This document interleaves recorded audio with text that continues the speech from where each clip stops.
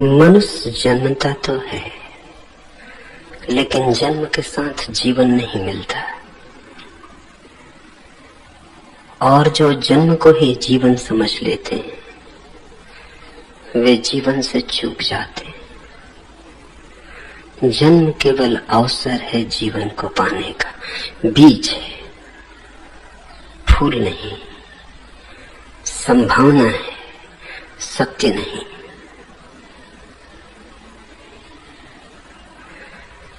एक अवसर है, चाहो तो जीवन मिल सकता है, न चाहो तो खो जाएगा। प्रतिपल खोता ही है। जन्म एक पहलू, मृत्यु दूसरा पहलू। जीवन इन दोनों के पार है। जिसने जीवन को जाना, उसने यह भी जाना कि न तो कोई जन्म है और न कोई मृत्यु है। साधारणतः लोग सोचते हैं जीवन जन्म और मृत्यु के बीच जो है उसका नाम है। नहीं, जीवन उसका नाम है जिसके मध्य में जन्म और मृत्यु बहुत बार घट चुके हैं, बहुत बार घटते रहेंगे। तब तक घटते रहेंगे जब तक तुम जीवन को पहचान न लो। जिस दिन पहचाना, जिस दिन प्रकाश हुआ, जिस दिन भीतर का दिया जला, जिस दिन अपने से मुलाकात हुई, फिर उसके बाद न कोई लौटना है, न कहीं आना, न कहीं जाना। फिर विराट से सम्मिलन है। बीज सुबह की धूप में भी पड़ा हो तो भी अंधकार में होता है, क्योंकि बीज तो बंद होता है। उसके भीतर तो सूरज की किरणें पहुंचती नहीं। हाँ, बीज में फूल छिपे हैं, अनंत फूल छिपे हैं। काश बीज के फूल प्रकट हो जाएं, तो फिर सूरज की रोशनी से संबंध जुड़ जाता है। फिर फूल नाचते हैं धूप में, हवाओं में, वर्षा में, गाते हैं पक्षियों के साथ, गुफ्तगू करते हैं सितारों से। साधारण मनुष्य बीज की तरह है, बंद, इसलिए अंधेरा है भीतर। खुलो तो उजियारा हो जाए। यह सूत्र प्यारा है। पलटो अंधियारी मिटी, बाती दिनी बार, दीपक 12 नाम का महल भया उजियार। वह महल तुम हो, कहीं और मत तलाशने निकल जाना।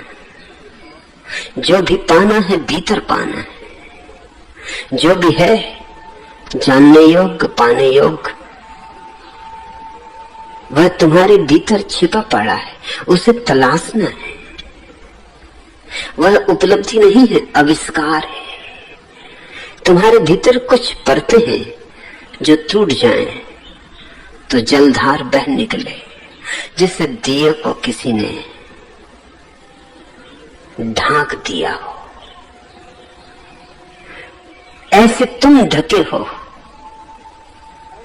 उपनिषद के ऋषि प्रार्थना करते हैं, प्रभु इस स्वर्ण पात्र को उघाड़ दे।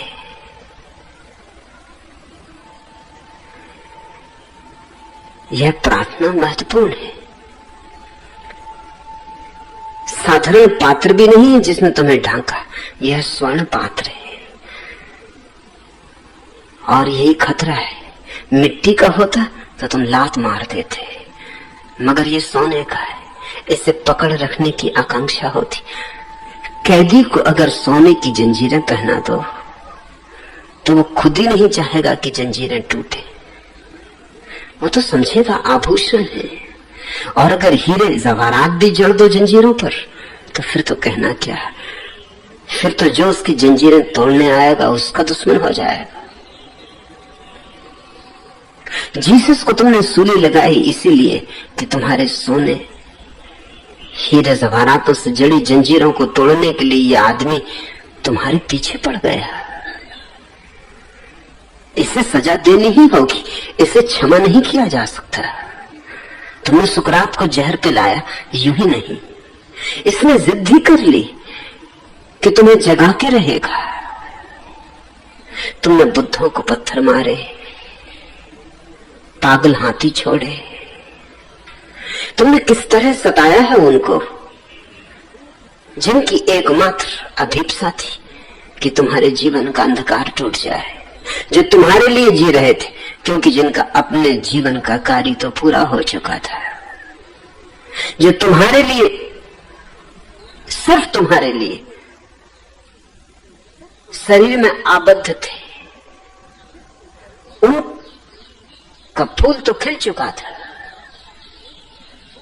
अब उन्हें यहां एक क्षण भी और होने की कोई जरूरत न थी। जो तुम्हारे लिए बोल रहे थे, क्योंकि उनके भीतर तो मौन अवतरित हो गया था, उन्होंने तो शून्य का संगीत सुन लिया था, अब शब्दों से क्या लेना था। जो तुम्हारे लिए हर तरह की तकलीफ उठा रहे थे, तुमने उन्हें खूब पुरस्कार दिया, तुमने उनकी मोहब्बत का खूब सिला दिया।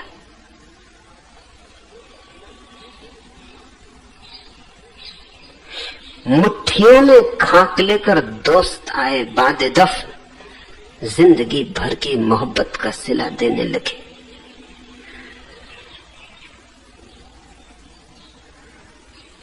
क्या सिला देते हैं हम? जिंदगी भर की मोहब्बत। और किसी के मुंह से ये भी ना निकला कि इन पे खाक ना डालो,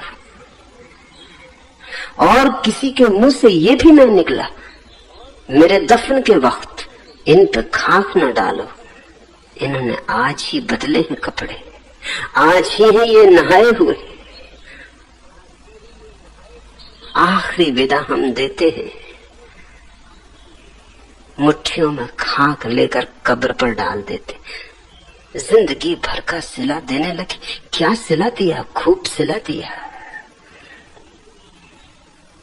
लेकिन कम से कम मर जाता है कोई तब तुम ये पुरस्कार देते हो, मगर तुम जीसस और सुकरात और मंसूर के लिए इतना भी न ठहर सके। आज नहीं कल मर ही जाएंगे। तुम इतने आतुर हो उठे कि तुमने उन्हें खुद ही मार डाला। जरूर उन्होंने कोई जघन्य अपराध किया होगा। यह था उनका जघन्य अपराध कि तुम अपने अंधेरे में मशगूल हो।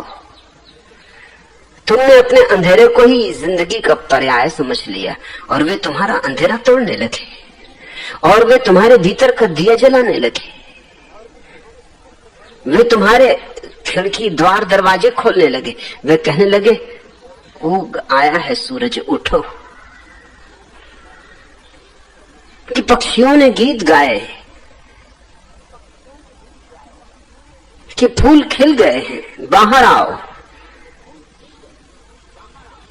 लेकिन तुम भीतर अपनी अंधेरी गुफाओं में रहने के इतने आदी हो गए हो जन्मों जन्मों से कि बाहर आने में तुम डरते हो, घबराते हो, भयभीत होते हो। ऐसे अंधियारा मिटेगा नहीं। पलटू अंधियारी मिट सकती है।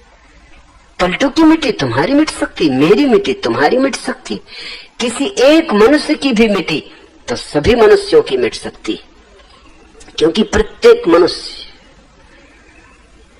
परमात्मा के संबंध में समान अधिकारी, जरा भी भेद नहीं। इसलिए भूल जाओ इस धारणा को कि कोई अवतार होते, कोई तीर्थंकर होते, कि कोई ईश्वर पुत्र होते हैं, कि कोई पैगंबर होते। यह तुम्हारी चालबाजी है, बचने का ढंग है। ये भी कह दिया कि कृष्ण तो अवतार, कि बुद्ध तो अवतार, कि महावीर तो तीर्थंकर, कि जीसस तो ईश्वर पुत्र, कि मोहम्मद तो पैगंबर, हम साधारण जन। इनके जीवन में हो गया होगा उजियाला, क्योंकि ये विशिष्ट थे। ये परमात्मा के घर से अलग ही ढंग से बन के आए थे। हम तो साधारण जन, जो इनके जीवन में हुआ हमारे जीवन में कैसे हो सकता है? इस बात को सीधा न सीधा कह के तुमने बड़ी तरकीब से कहा है कि ये है अवतारी पुरुष, ये है तीर्थंकर, ये है पैगंबर, ये ईश्वर पुत्र, और हम साधारण लोग, हम तो पूजा ही करेंगे। तो बीज लाख पूजा करता रहे फूलों की, फूल नहीं हो जाएगा। आरती उतारता रहे फूलों की, जय जगदीश हरे गाता रहे, तो भी फूल नहीं हो जाएगा। फूल होने की प्रक्रिया से गुजरना होगा। और बुझा दिया, जले हुए दियों की कितनी ही आरती उतारे, जलेगा नहीं। जले हुए दिए के करीब आना होगा, इतने करीब आना होगा कि ज्योति एक दिए से दूसरी दिए में छलांग लगा जाए। इस करीब होने का नाम ही सत्संग है। सत्संग का अर्थ है हटा दो बीच की बाधाएं, संदेह, शक, शुभे, शिकायतें, रख दो हटा के मन को एक तरफ, ताकि कोई दीवार ना रहे। मन दीवार है, मौन सेतु बन जाता है। सत्संग का अर्थ है जिसका दिया जला हो उसके पास चुप होकर बैठ रहो, और चुप्पी में वह घट जाता है जो तुम शास्त्रों को रटते रहो जन्मों तक नहीं घटेगा। पलटू अंधियारी मिठी, बाती दीनी बार, जल गया दिया, अंधियारा मिट गया। और कैसे ये अंधियारा मिटा, कैसे ये दिया जला? दीपक 12 नाम का। इस शब्द को, नाम को ठीक से समझ लेना, इससे बड़ी भ्रांति हो सकती। सूफियों ने परमात्मा को 100 नाम दिए, लेकिन जब तुम उनकी फेहरिस्त पढ़ोगे तो तुम चकित होगे। फेहरिस्त में केवल 99 नाम है। कहते हैं कि 100 नाम दिए, मगर जब फेहरिस्त की गिनती करोगे तो हमेशा 99 पाओगे। क्यों? क्योंकि 100वां नाम, असली नाम तो बोला नहीं जा सकता, है वहां मौजूद, मगर उसे पढ़ना हो तो पंक्तियों के बीच में पढ़ना होगा, शब्दों के बीच में झांकना होगा, कोरे कागज पर पढ़ना होगा, लिखे कागज पर उसे नहीं पढ़ा जा सकता। 99 नाम उन्होंने दिए, वो काम चलाऊ है।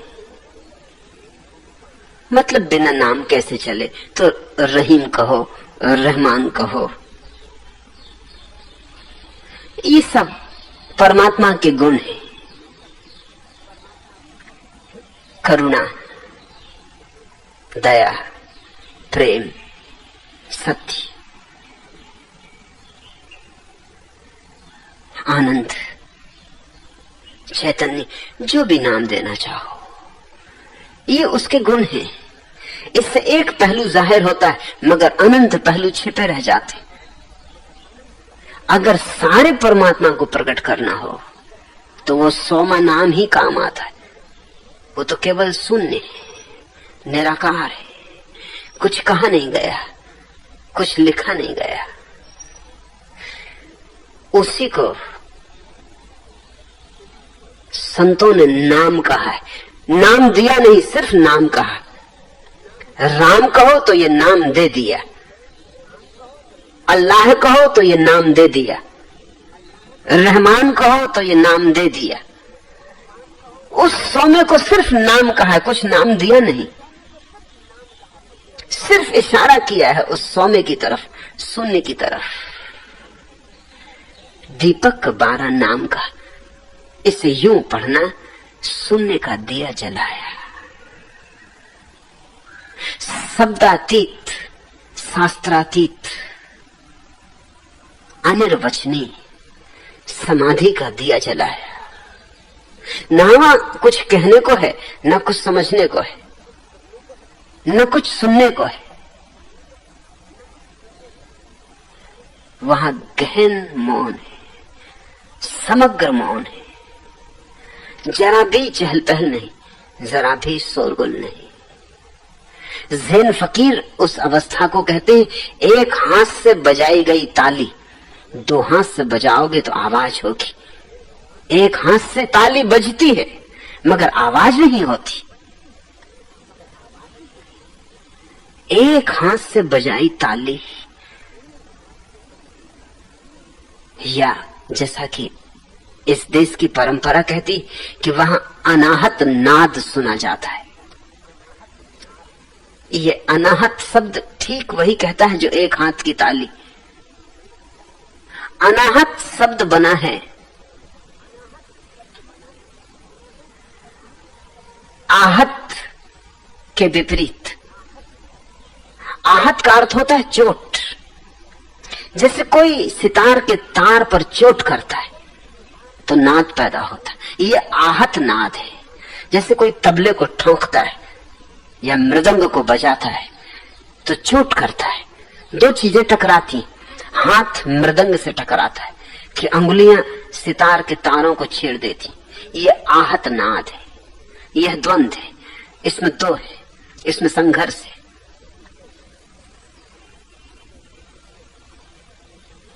अनाहत नाद का अर्थ है जहां दो नहीं, जहां एक है, जहां संघर्ष होने का उपाय ही नहीं, जहां द्वंद की कोई संभावना नहीं, जहां एक ही रह गया, वहां कैसा शब्द, कैसा शोरगुल।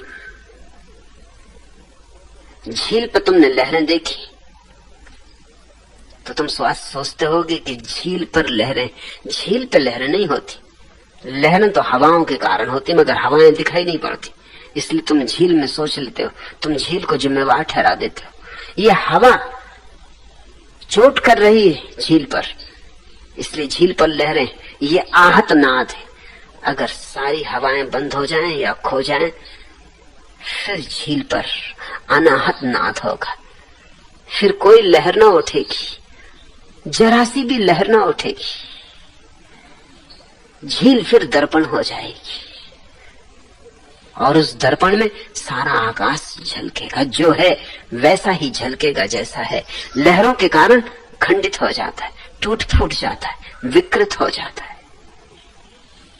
तुम्हारे भीतर शून्य जब पैदा हो जाए तो दिया जलता है, रोशनी हो उठती। सब अंधेरा द्वंद के कारण है। जब तुम निर्द्वंद हो जाओ तो रोशनी पैदा हो जाती और फिर महल में उजियारा ही उजियारा है। और ऐसा उजियारा जो शुरू तो होता है लेकिन समाप्त नहीं होता। बुद्ध ने कहा है, संसार का कोई प्रारंभ नहीं, अंत है, और निर्वाण का प्रारंभ है, अंत नहीं।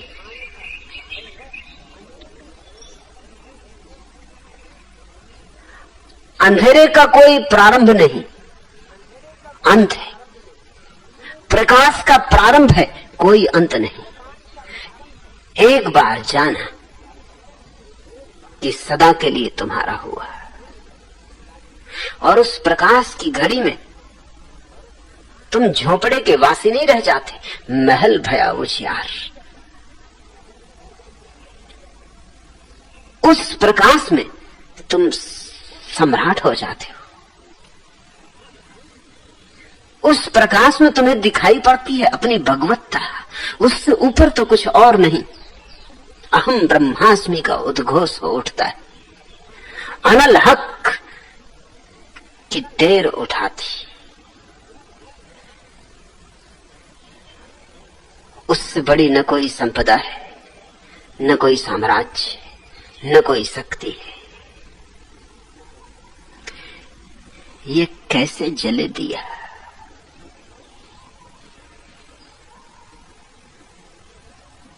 सत्संग भूमि का है, जैसे बीज को भूमि में डालना होता, बिना भूमि में डाले ये अंकुरित नहीं होगा। सत्संग भूमि का है, भूमि है, मगर अकेले भूमि में डाल देने से कुछ न होगा। थोड़ी जलधार भी पहुंचानी होगी, थोड़ा रस भी देना होगा, क्योंकि सूखा बीज गीला हो, आर्द्र हो। सत्संग काफी नहीं है, श्रद्धा भी चाहिए। श्रद्धा आर्द्र करती। सत्संग तो तार्किक भी कर सकता है, मगर दिखाई ही पड़ता है कि सत्संग कर रहा है, होता नहीं, क्योंकि उसके पास हृदय कहाँ, गीलापन कहाँ, प्रेम की स्निग्धता कहाँ, वो रूखा का रूखा रह जाता। तर्क बड़ी रूखी चीज है। तर्क ऐसे है जैसे रेत, और रेत से जैसे कोई तेल निचोड़ना चाहे, तब उसमें रेत का क्या कसूर है? तेल तो निचोड़ेगा नहीं, क्योंकि रेत में तेल है नहीं।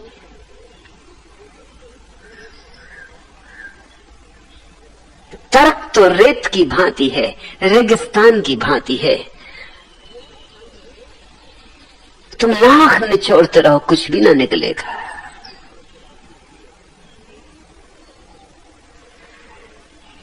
श्रद्धा तुम्हें आर्द्र करती है, गीला करती है। जो बीज जन्मों जन्मों से सूखा है, उसे गीला करना होगा।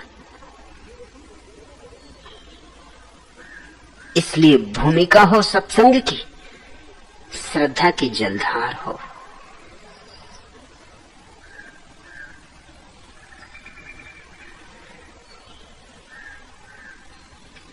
और बीज को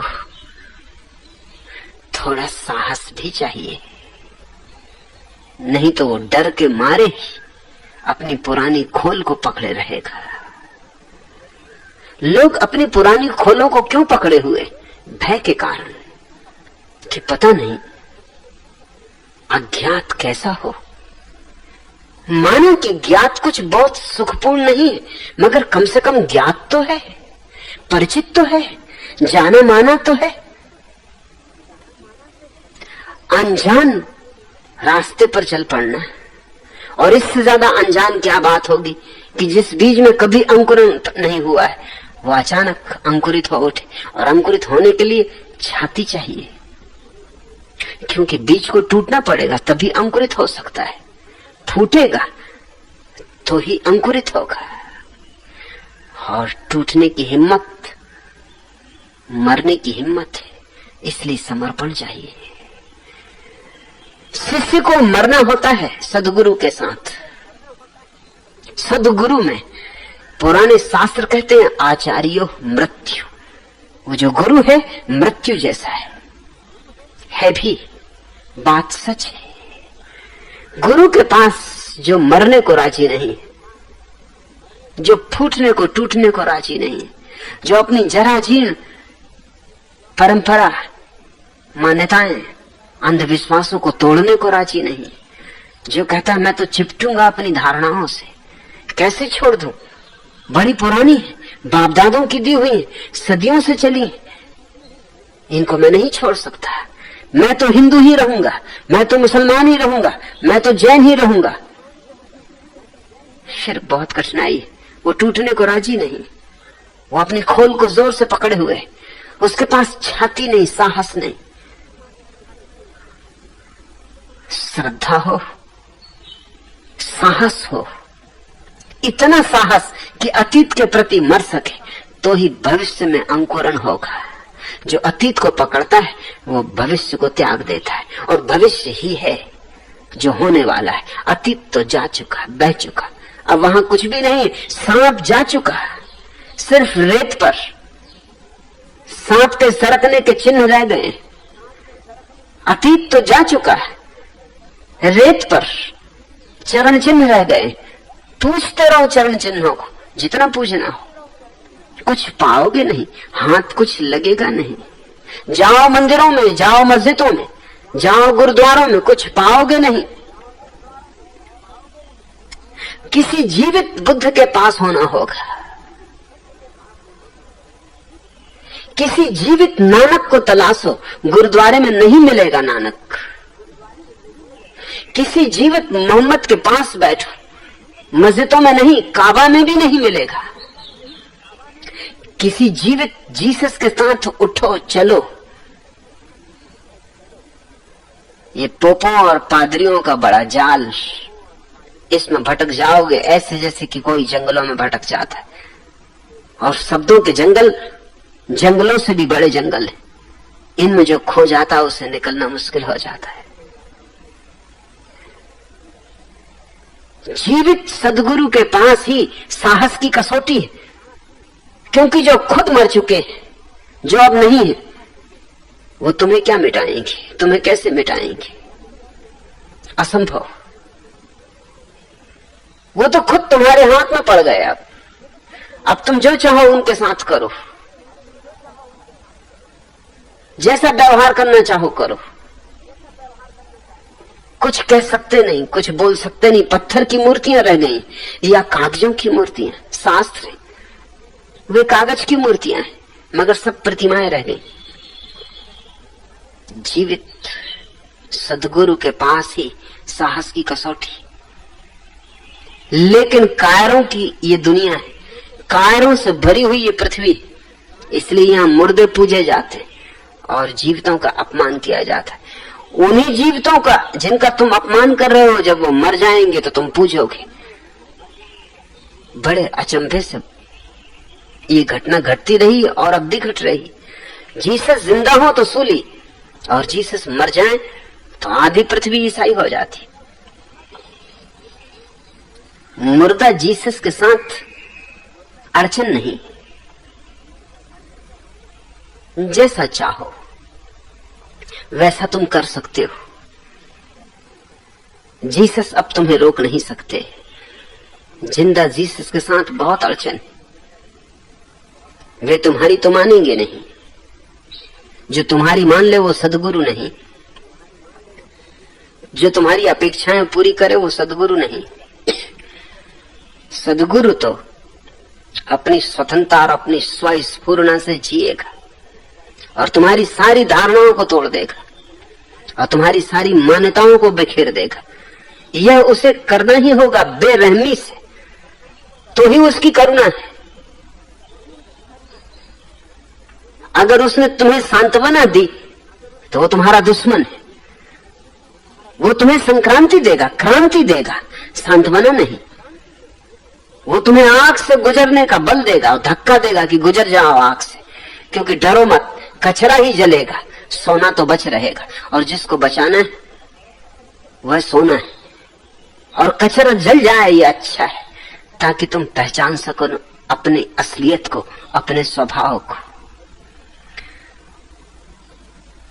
सत्संग चाहिए भूमिका के लिए, श्रद्धा चाहिए आर्द्रता के लिए, साहस चाहिए ताकि बीज टूट सके। बीज के टूटने का अर्थ है अहंकार का टूटना। तुम बातें अच्छी अच्छी करते हो मगर छिपाते तुम अहंकार हो। जब तुम कहते हो हिंदू धर्म, ईसाई धर्म, बौद्ध धर्म, जैन धर्म, तो तुम असल में ये नहीं कह रहे हो कि तुम्हें जैन धर्म से कुछ लेना देना है।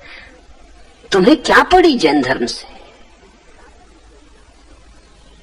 तुम्हारी जिंदगी में तो कोई सबूत नहीं। महावीर ने कहा अपरिग्रह, और जितना परिग्रह जैनों के पास होता उतना किसी के पास नहीं। ये खूब मजा हुआ। महावीर नग्न रहे और जितनी कपड़े की दुकानें जैनियों की उतनी किसी की नहीं। जैनी अक्सर कपड़े की दुकान करते। मेरे एक परिचित है, परिजन है, उनकी दुकान का नाम है दिगंबर क्लॉथ स्टोर। मैंने उनसे कहा कि थोड़ी अकल भी तो लगाओ, तुम्हें दिगंबर शब्द का मतलब मालूम? दिगंबर यानी नग्न, नंगों की कपड़ों की दुकान। कपड़े किसके लिए? या तो दिगंबर अलग करो और या कपड़े की दुकान की जगह कुछ और दुकान करो।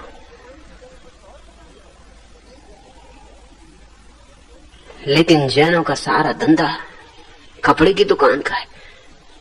और महावीर नग्न रहे, और जैनों के पास जितना परिग्रह है उतना किसी के पास नहीं। और महावीर ने अपरिग्रह की बात कही, और ये सारे लोगों के साथ यही घटना घटी। इस्लाम का अर्थ होता है शांति का धर्म। इस्लाम शब्द का ही अर्थ है शांति, और जितनी अशांति इस्लाम से फैली किसी और से फैली। जब देखो तब जिहाद की तैयारी चल रही, तलवारों पे धार रखी जा रही, मरने मारने के लिए आयोजन हो रहा है। जीसस ने कहा है परमात्मा प्रेम है, और ईसाइयों ने जितनी हत्याएं की, किसने हत्या की? कितने ने जिंदा लोगों को जला दिया, जिंदा स्त्रियों को जलाया। सारा इतिहास 2000 वर्ष का ईसाइयों के द्वारा की गई हत्याओं का इतिहास है। और ईश्वर प्रेम है, और प्रेम का ये परिणाम है। चकित होकर तुम जरा देखो तो कि तुम्हारा इन धर्मों से कुछ प्रयोजन है, कुछ लेना देना है। हिंदू कहते हैं जगत माया, और जितने जोर से हिंदू जगत से चिपटते हैं शायद ही दुनिया में कोई चिपटता हो। जितने जोर से हिंदू पैसे को, धन को, प्रतिष्ठा को पकड़ते हैं उतना दुनिया में कोई भी नहीं पकड़ता। ये मेरा रोज का अनुभव है।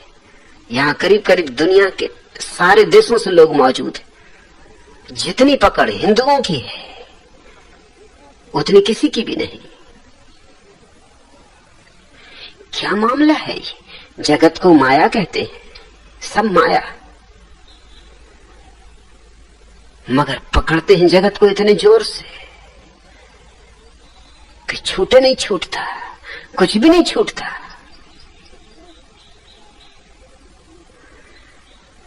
धर्मों से किसी को कोई प्रयोजन नहीं है। फिर प्रयोजन क्या है? प्रयोजन है अहंकार का। हिंदू धर्म श्रेष्ठ है क्योंकि हिंदू धर्म की आड़ में मैं श्रेष्ठ हूं, क्योंकि मैं हिंदू। जैन धर्म महान है क्योंकि उसकी आड़ में मैं महान। सीधे सीधे ये भी साहस नहीं है कहने का कि मैं महान हूं। पाखंड ऐसा गहरा हो गया है, बेईमानी खून में, हड्डी मांस मज्जा में समा गई। सीधे ही कहो ना बात कि मैं महान हूं, मगर तुम जानते हो कि ऐसा कहोगे तो लोग हंसेंगे कि अरे बड़े अहंकारी हो। तो फिर अहंकार को घूंघट में छिपना पड़ता है, फिर अहंकार को परोक्ष रूपेण बोलना पड़ता है। पेरिस के विश्वविद्यालय के दर्शन शास्त्र के प्रधान ने एक दिन अपनी कक्षा में कहा कि मुझसे महान व्यक्ति इस संसार में दूसरा नहीं। विद्यार्थी उसके चौंके। दर्शन शास्त्र का प्रोफेसर विश्वविद्यालय में बड़ी दयनीय अवस्था में होता है, क्योंकि कौन पढ़ने जाता दर्शन शास्त्र। दर्शन शास्त्र के विभाग करीब करीब खाली पड़ गए। या तो लड़कियां पढ़ने जाती जिनको सिर्फ डिग्री चाहिए ताकि अच्छे घर में शादी हो सके, और या कुछ सिर्फ फिरे लोग पढ़ने जाते जिनको जिंदगी में भूखा मरने का शौक है। नहीं तो कौन पढ़ने जाता है? विज्ञान पढ़ते हैं लोग, डॉक्टरी पढ़ते हैं लोग, इंजीनियरिंग पढ़ते हैं लोग। दर्शन शास्त्र पढ़ के क्या करेंगे? मक्खियां मारनी।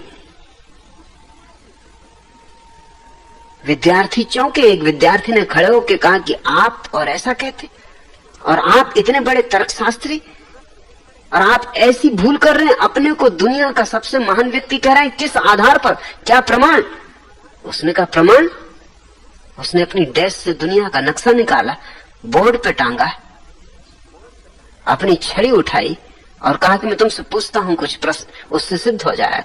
मैं तुमसे पूछता हूं दुनिया में सबसे श्रेष्ठ देश कौन सा है? स्वभावतः सभी फ्रांस के रहने वाले थे। उन्होंने कहा फ्रांस से श्रेष्ठ तो कोई भी नहीं। जैसे भारतीय होते तो वो कहते कि भारत तो पुण्य भूमि, यहाँ तो देवता पैदा होने को तरसते। पता नहीं देवता भी कैसे नालायक है, यहाँ किस लिए पैदा होने को तरसते होंगे। यहाँ आदमी पैदा होने से पीड़ित हो रहा है, देवता और किस लिए तरस रहे। मगर बात शायद ठीक ही होगी, नहीं तो इतनी भीड़भाड़ भी कैसे हो। 33 करोड़ देवता हिंदुओं के पास है और किसी के पास तो नहीं, मगर यहाँ तो मामला भी बढ़ गया। देवता ही नहीं आ गए, उनके नौकर चाकर भी सब आ गए। 70 करोड़ तो संख्या हो गई। देवता अपने मित्रों इत्यादि को भी ले आए हैं, दिखता दानवों इत्यादियों को भी ले आए हैं। अकेले नहीं आए, भीड़ भड़कते के साथ आ गए। अगर भारत होता तो कोई नहीं कहता कि फ्रांस दुनिया का सबसे श्रेष्ठ देश है, मगर फ्रांसीसी ही थे तो ये उनके अहंकार का हिस्सा है, जैसा भारतीयों के अहंकार का हिस्सा, जैसे चीनियों का। दुनिया में सबके अपने अहंकार हैं, मगर वही बात, भेद कुछ भी नहीं। उन्होंने कहा फ्रांस निश्चित ही सर्वश्रेष्ठ। उस प्रोफेसर ने कहा तो ठीक है, फ्रांस बचा, सारी दुनिया समाप्त करो। फ्रांस में सबसे ज्यादा श्रेष्ठ नगर कौन सा है? तब जरा विद्यार्थी चौंके की बात तो कुछ बिगड़ने लगी, मगर करते भी क्या, पेरिस के ही सब निवासी थे और पेरिस के निवासी तो मानते हैं दुनिया में पेरिस जैसा कोई नगर ही नहीं, हो भी नहीं सकता।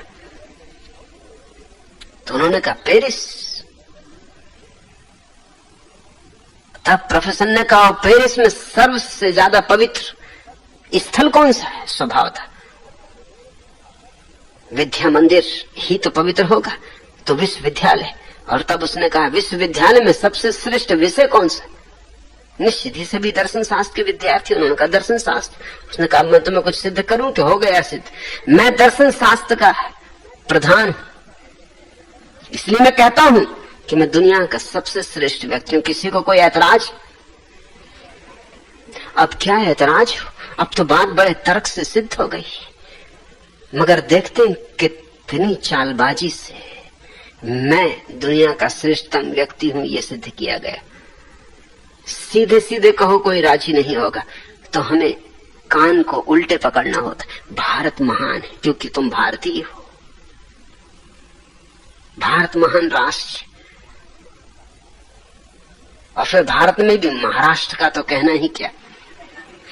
राष्ट्र के भीतर महाराष्ट्र, सिर्फ एक ही है ये देश दुनिया में जहां राष्ट्र के भीतर महाराष्ट्र होते।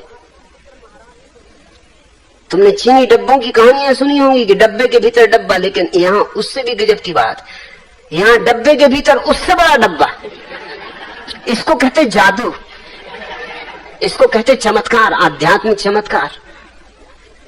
राष्ट्र वगैरह में क्या रखा है? महाराष्ट्र।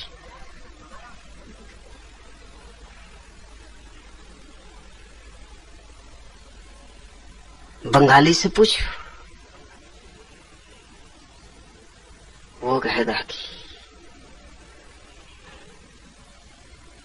सोनार बांग्ला, सोने का बंगाल, ये है पुण्य भूमि, धन्य भूमि। यही हुए रविंद्रनाथ।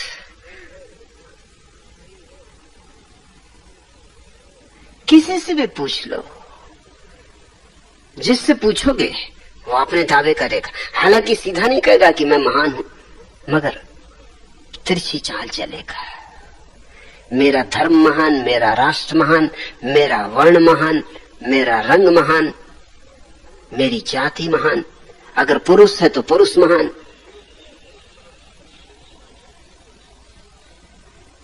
और धीरे धीरे अगर तुम खींचते ही जाओ बात को, तो वहीं आ जाएगा जहां दर्शन शास्त्र का ये प्रोफेसर आ गया। आखिर में अगर तुम उसको कुरेदते ही जाओ तो आज नहीं कल, कल नहीं परसों से कहना ही पड़ेगा। अब सच्ची बात कह देता हूं कि मैं महान।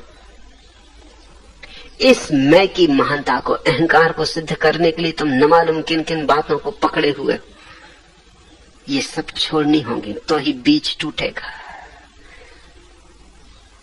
साहस चाहिए ज्ञात को छोड़ने के लिए और अज्ञात में प्रवेश के लिए साहस चाहिए। और ये हमारा विक्षिप्त मन, ये हमारा पागल मन अतीत को ही पकड़ता है। इसके पीछे कारण है, क्योंकि मन अतीत से ही पोषण पाता है। मन है ही अतीत का संग्रह। मन के पास अज्ञात में प्रवेश का कोई उपाय नहीं। ये ज्ञात में ही जीता है, ये परिचित में ही जीता है, और इसलिए मन ही बाधा है। यही तुम्हारा दिया नहीं जलने देता। जिस दिन तुम्हारा और किसी जले हुए दिए के बीच कोई फासला न रह जाएगा, ये मन न खड़ा रह जाएगा, उस क्षण तुम्हारा दिया भी जल जाएगा, तत्क्षण जल जाएगा। मगर कुछ तुम्हें भी करना होगा, तुम्हें पास सरकते आना होगा।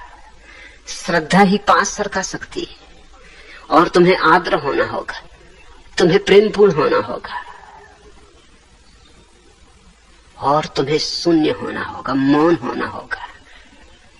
मौन को मैं ध्यान कहता हूं। जिसको पलटू ने नाम कहा है, उसको मैं ध्यान कहता हूं। शब्द का ही भेद है। जब तुम निर्विचार हो जाओगे तो मन गया, और जहां मन गया वहां ज्योति आई, तत्क्षण आती। मगर ये पागल मन अतीत में भटकाता है।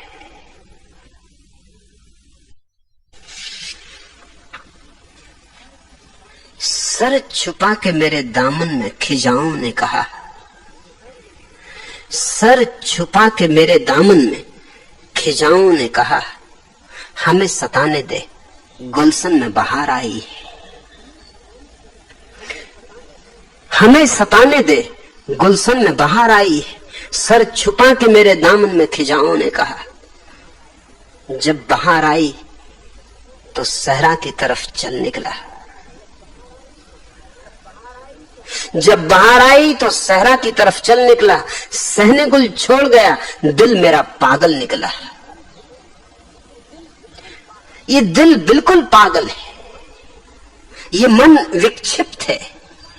विक्षिप्तता में और साधारण, जिसको हम स्वस्थ मन का आदमी कहते हैं, जो अंतर होता है मात्रा का होता है, गुण का नहीं होता। तुम 99 डिग्री पर विक्षिप्त होगे, कोई 100 डिग्री पर उबल गया, कोई 101 डिग्री पर तो पागल खाने में चला गया। मगर जो भेद है वो बस मात्रा का है। और मात्रा का भेद भी कोई भेद है। जरा सी बात में मात्रा पूरी हो सकती, जरा सा तराजू पे और वजन पड़ गया कि बात खत्म हो गई। पत्नी मर जाए, बेटा मर जाए, घर में आग लग जाए, दिवाला निकल जाए, अरे और तो और लाटरी मिल जाए। मैंने सुना एक स्त्री घबराई हुई अपने पादरी के पास गई और उसने कहा कि मैं बड़ी मुश्किल में पड़ गई, मेरे पति दफ्तर गए, आते ही होंगे, आप जल्दी कुछ करें। उनके नाम से लॉटरी खुल गई। पादरी ने कहा इसमें इतने घबराने की क्या जरूरत। अरे उसने कहा 7 लाख रुपए। मेरे पति ने कभी 700 रुपए भी हाथ में लेके नहीं देखे, 7 लाख। मैं जानती हूं वो पगला जाएंगे, और मुझे डर है कि कहीं कोई हृदय का दौड़ा ना पड़ जाए। इतना बड़ा सुख वो ना झेल सकेंगे, ये उनकी सामर्थ्य के बाहर है। आप जल्दी कुछ करें, वो दफ्तर से आते ही होंगे। अभी अभी चिट्ठी आई और मुझे खबर मिली कि 7 लाख की लॉटरी उनके नाम खुल गई। पादरी ने कहा चल मैं तेरे घर आता हूं, मैं निपट लूंगा। कोई बात नहीं, आने दे तेरे पति को, धीरे धीरे बात को खोलेंगे, आहिस्ता आहिस्ता देखते चलेंगे कि कितना सह सकता हो उतना खोलेंगे। पति आया। पादरी ने कहा अरे भाई सुनते हो, तुम्हारे नाम से लॉटरी खुल गई, 50,000 रुपए मिले हैं तुम्हें। उस आदमी ने सुना और उसने कहा अगर ये बात सच तो 25,000 मैंने तुम्हारे चर्च को दान दी। और पादरी वहीं गिर पड़ा और उसका हार्ट फेल हो गया। 25,000, ये तो सोचा भी ना था। ये आदमी तो कम से कम लॉटरी की टिकट खरीदा था तो सोचता भी होगा कि मिल सकते हैं, कभी तो मिलेंगे। न मालूम कब से खरीद रहा होगा, हर महीने खरीदता होगा टिकट, जन्मों से खरीद रहा होगा, तब तो कभी ये मौका आएगा। मगर ये तो कुछ तैयार भी रहा होगा। पादरी तो बिल्कुल ही तैयार नहीं था। इसने तो सोचा भी नहीं था कि 25,000 एकदम से मिल जाएंगे। वो तो वहीं गिर पड़ा, वहीं देर हो गया। इस मन को पागल होने में कितनी देर लगती है। ये पागल होने के करीब ही जरा सा धक्का, बहाना ही खोज रहा है। सर छुपा के मेरे दामन में खिजाओं ने कहा, हमें सताने दे। गुलशन में बाहर आई। जब बाहर आई तो सहरा की तरफ चल निकला। जब बाहर आई तो सहरा की तरफ चल निकला। सहने गुल छोड़ गया, दिल मेरा पागल निकला। जब बाहर आई तो सहरा की तरफ चल निकला। जब बाहर आई तो, जब उसे ढूंढने निकले तो निशा तक न मिला। जब उसे ढूंढने निकले तो निशा तक न मिला। दिल में मौजूद रहा, आंख से ओझल निकला। दिल में मौजूद रहा, आंख से ओझल निकला। जब उसे ढूंढने निकले तो निशा तक न मिला। दिल में मौजूद रहा, आंख से ओझल निकला। जब बाहर आई तो सहरा की तरफ चल निकला। सहने गुल छोड़ गया, दिल मेरा पागल निकला। जब बाहर आई तो सहरा की तरफ चल निकला। एक मुलाकात भी जो दिल को सदा याद रही, एक मुलाकात भी जो दिल को सदा याद रही। हम जिसे उम्र समझते थे वो एक पल निकला। जब बाहर आई तो सहरा की तरफ चल निकला। सहने गुल छोड़ गया, दिल मेरा पागल निकला। जब बाहर आई तो सहरा की तरफ चल निकला। वो जो अफसाना ए गम सुन के हंसा करते थे, वो जो अफसाना ए गम सुन के हंसा करते थे, इतना रोए हैं कि सब आंख का काजल निकला। जब बाहर आई तो सहरा की तरफ चल निकला। सहने गुल छोड़ गया, दिल मेरा पागल निकला। हम तो तुम्हें ढूंढने निकले थे, परेशान रहे। हम तो तुम्हें ढूंढने निकले थे, परेशान रहे। शहर तो शहर है, जंगल भी न जंगल निकला। जब बाहर आई तो सहरा की तरफ चल निकला। सहने गुल छोड़ गया, दिल मेरा पागल निकला। कौन अय्यूब परेशान नहीं तारीकी में, कौन अय्यूब परेशान नहीं तारीकी में। चांद अपना चुके फिर भी दिल सीने में बेकल निकला। जब बाहर आई तो सहरा की तरफ चल निकला। सहने गुल छोड़ गया, दिल मेरा पागल निकला। जब बाहर आई तो सहरा की तरफ चल निकला। जब बाहर आई तो, यह दिल सच में ही पागल है। बाहर तो रोज आती है, वसंत तो तुम्हारे द्वार पर रोज दस्तक देता है, परमात्मा तो रोज तुम्हें पुकारता है, मगर तुम रेगिस्तानों की तरफ चल पड़ते हो। जब बाहर आई तो सहरा की तरफ चल निकला। सहने गुल छोड़ गया, दिल मेरा पागल निकला। कुछ अजीब है आदमी, जहां बाहर है वहां से तो भाग खड़ा होता है, जहां वसंत का स्रोत है वहां से तो भाग खड़ा होता है, फिर तड़फता है जैसे मछली तड़फे। सागर से निकल के गिर पड़े रेत पर, तट पर, धूप में जले भुने तड़फे। ऐसे हम हैं, भीतर सागर है और हम बाहर। भीतर सच्चिदानंद मौजूद है और हम बाहर भागे हुए। इस क्षण ही दिया जल सकता है, लेकिन हम अतीत को इतने जोर से पकड़े हुए हैं कि वर्तमान को हम होने नहीं देते। हम जीते जो बीत गया उसमें, जिसकी धूल ही रह गई, गुबार रह गई, कारवां तो कब का निकल गया। हम ऐसे पागल हैं कि कार तो चला रहे हैं यहां, देखना चाहिए आगे, मगर देखते हैं आईने में पीछे। जहां से कार गुजर चुकी, जहां सिर्फ धूल उड़ती रह गई। दुर्घटना ना होगी तो क्या होगा, और अंधेरा ना होगा तो क्या होगा, और जिंदगी एक बोझ न बन जाएगी तो क्या होगा। कैसे तुम्हारे पैरों में नृत्य आए और कैसे तुम्हारे जीवन में रोशनी हो। मन को छोड़ो, ध्यान को पकड़ो। ध्यान यानी आमनी दशा। ध्यान अर्थात मनातीत, विचारातीत चैतन्य। और दिया जला, एक पल की देर नहीं होती। लोग कहते हैं कि परमात्मा के जगत में देर है, अंधेर नहीं। मैं तुमसे कहता हूं ये बात गलत है, ये कहावत गलत है। न देर है न अंधेर है, क्योंकि देर हो गई तो अंधेर हो गया। और क्या अंधेर होगा? अभी आग में हाथ डालो अभी जलता है,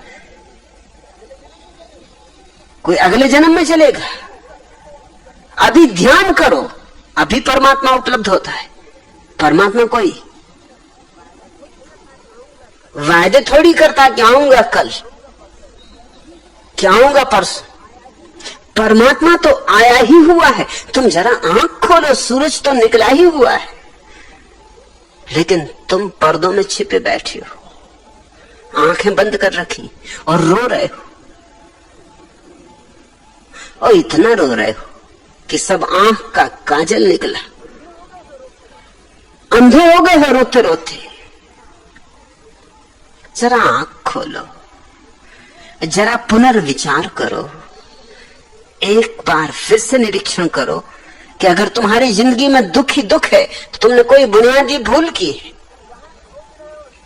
तुम वहां खोज रहे हो सुख जहां सुख नहीं, और वहां पीठ किए हो जहां सुख है। इसके पहले कि कोई संसार में यात्रा करने निकले, अपने भीतर तो खोज लेना चाहिए। हाँ, भीतर न मिले तो फिर संसार में यात्रा करो, फिर कहीं और खोजो, खोजना ही पड़ेगा। मगर जिसने भी भीतर झांका है उसने पा ही लिया, उसे खोजने कहीं जाना ना पड़ा। दुनिया में अगर कोई सिद्धांत ऐसा है जो निरपवाद रूप से सत्य, तो वह यह सिद्धांत है कि जिसने भी भीतर खोजा उसने सदा पाया, और जिसने बाहर खोजा उसने कभी नहीं पाया।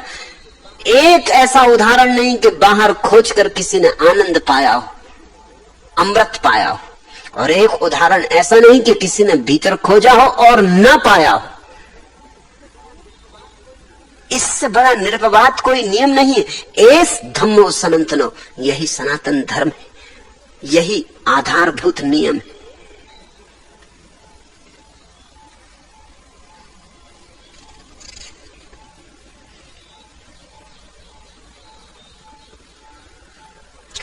दूसरा प्रश्न, भगवान, यह एक प्रचलित प्रार्थना है। न त्वहम कामे राज्यम, न स्वर्ग न पुनर्भवम, कामे दुख तप्तानाम प्राणिनाम आतिर्नाशनम। अर्थात मैं अपने लिए न राज्य चाहता हूँ, न स्वर्ग और न मोक्ष। मैं तो यही चाहता हूँ कि दुख से तपे हुए प्राणियों की पीड़ा का नाश हो। भगवान इस पर कुछ कहने की अनुकंपा करें। पूर्णानंद, बात तो ऊपर से देखने पर प्यारी लगती है, मगर बस ऊपर से ही देखने पर। थोड़ी गहरी खुदाई करोगे तो बात को थोथा पाओगे। ऊपर से तो अच्छी लगती है बात कि मैं अपने लिए न राज्य चाहता हूं, न स्वर्ग न मोक्ष। बिल्कुल निरअहंकारिता की बात है कि मुझे अपने लिए कुछ भी नहीं चाहिए। लेकिन एक बात पक्की है कि मैं अभी हूं। मुझे अपने लिए कुछ भी नहीं चाहिए, मगर मैं हूं। और जहां मैं है वहां तुम लाख कहो कि मुझे कुछ भी नहीं चाहिए, कहीं भीतर चाह बनी ही रहेगी। मैं बिना चाहे के हो ही नहीं सकता, असंभव। चाह तो मैं की सांस है, वो तो अहंकार की श्वास प्रश्वास है। शायद ये प्रार्थना करने वाले ने होशियारी की है, ऐसी होशियारी की है, सुना होगा, पढ़ा होगा, शास्त्र निरंतर दोहराते हैं कि अपने लिए कुछ न मांगना, अपने लिए मांगोगे तो न पाओगे, दूसरों के लिए मांगना, क्योंकि परोपकार ही पुण्य है, इससे ही मोक्ष मिलता है। अपने लिए मोक्ष भी मत मांगना, नहीं तो चूक जाओगे। तो आदमी होशियार है, वो सोचता है मोक्ष पाना हो तो अपने लिए नहीं मांगना चाहिए, नहीं तो चूक जाएंगे। मेरे पास लोग आते, वो कहते हैं हम ध्यान करते हैं मगर लगता नहीं। मैंने कहा किस लिए ध्यान करते हो? तो वो कहते हैं इसलिए ध्यान करते हैं कि स्वास्थ्य मिले, आनंद मिले, सफलता मिले, इस लोक में भी परलोक में भी यश मिले। उनको मैं कहता हूं जब तक ये आकांक्षाएं हैं तब तक ध्यान नहीं हो सकेगा, क्योंकि आकांक्षाएं ही तो ध्यान में बाधा है। तो वो मुझसे क्या पूछते हैं उसे गौर से सुन लेना, जाग के सुन लेना। वो कहते हैं अच्छी बात है, अगर आकांक्षाएं छोड़ दें फिर तो ध्यान लगेगा। आकांक्षाएं छोड़ दें तो मैं उनसे कहता हूं निश्चित ध्यान लगेगा। महीने 15 दिन में वो फिर आ जाते हैं। वो कहते हैं कि आकांक्षाएं भी छोड़ दी, ध्यान अभी भी नहीं लग रहा है। न ध्यान लग रहा है न कोई लाभ हो रहा है। आकांक्षाएं छोड़ दी फिर भी कुछ लाभ नहीं हो रहा। अब इनको कौन कहे कि अगर आकांक्षाएं छोड़ दी तो अब लाभ की अपेक्षा क्या कर रहे हो? अब किस लाभ की अपेक्षा कर रहे हो? अब ध्यान हो तो ठीक, ना हो तो ठीक। जब आकांक्षाएं ही नहीं है तो हो गया तो ठीक है, नहीं हुआ तो ठीक है। अब अड़चन क्या है? मगर आकांक्षाएं छोड़ी उन्होंने इसलिए ताकि आकांक्षाएं पूरी हो जाएं। ऊपर ऊपर छोड़ी हैं, भीतर भीतर बहने लगी हैं, अंतर गर्भ में छिप गई, इससे मिट नहीं गई। ये प्रार्थना जिसने की है उसने सुना होगा कि ना अपने लिए मोक्ष चाहना ना स्वर्ग, अपने लिए कुछ चाहना ही मत, नहीं तो कुछ भी ना मिलेगा। अब पाना तो है तो चलो नहीं चाहेंगे। अगर यही शर्त है पाने की तो ये शर्त भी पूरी करेंगे। तो कहता है मैं अपने लिए राज्य चाहता हूं, न स्वर्ग और न मोक्ष। फिर भी मैं कैसे बचा? मैं तो बिना चाहे के बचता ही नहीं। तो ऊपर ऊपर से लिपापोती कर ली, लेकिन भीतर मैं मौजूद है और चाहे भी मौजूद है। और जिन जिन चीजों की चाह है उन्हीं को इंकार किया है। ये भी तुम ख्याल रखना, आदमी इंकार ही क्यों करता किसी खास चीज को? अब जरा सोचो, ये कहता है न मैं राज्य चाहता हूं, न स्वर्ग न मोक्ष, ये 3 चीजें ही ये चाहता होगा। जाहिर है ये अचेतन ने घोषणा कर दी,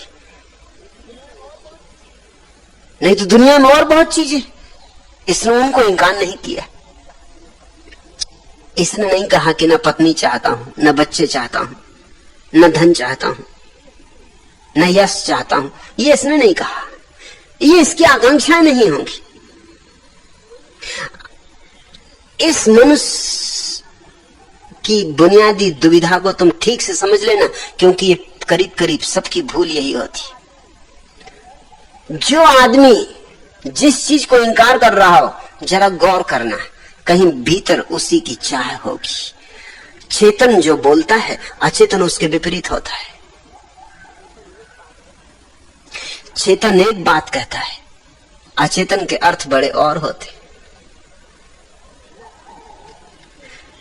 न राज्य चाहता हूं, क्यों? राज्य को इंकार क्यों कर रहे हो अगर चाहते ही नहीं?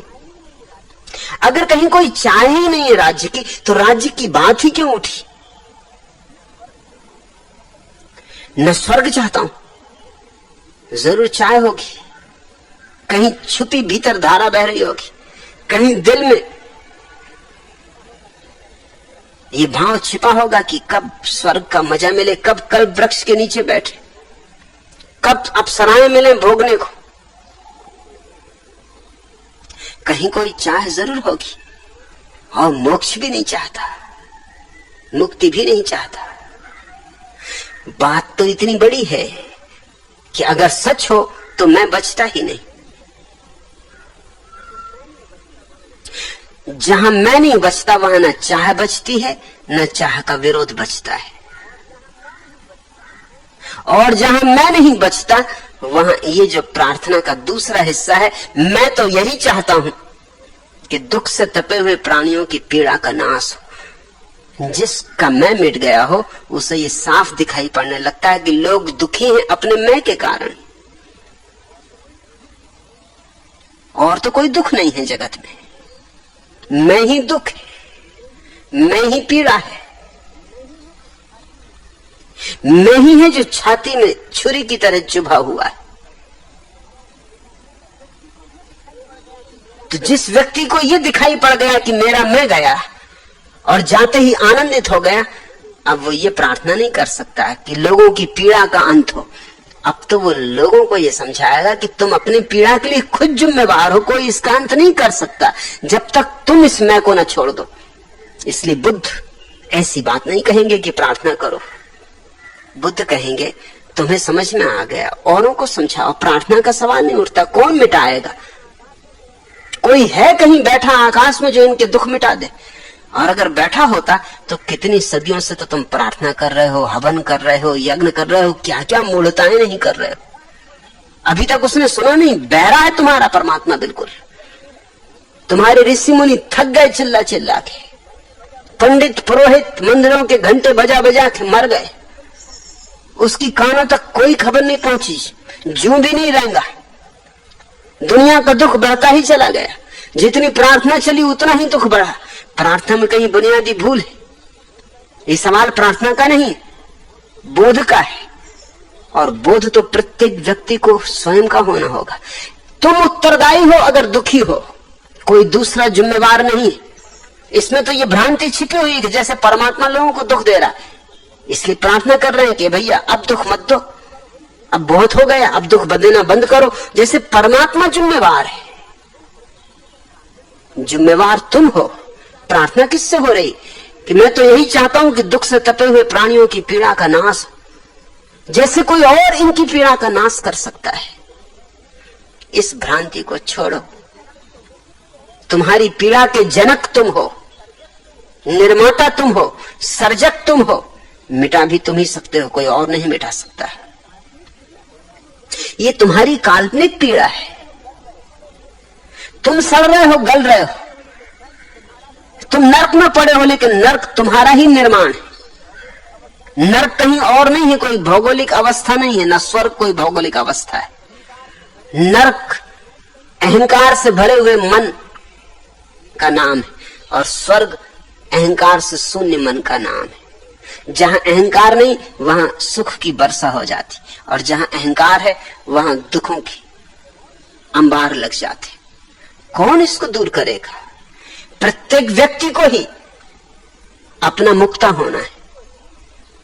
प्रत्येक व्यक्ति को ही अपने को मुक्ति देनी है, क्योंकि प्रत्येक व्यक्ति ने ही अपने हाथ से अपनी जंजीरें डाली।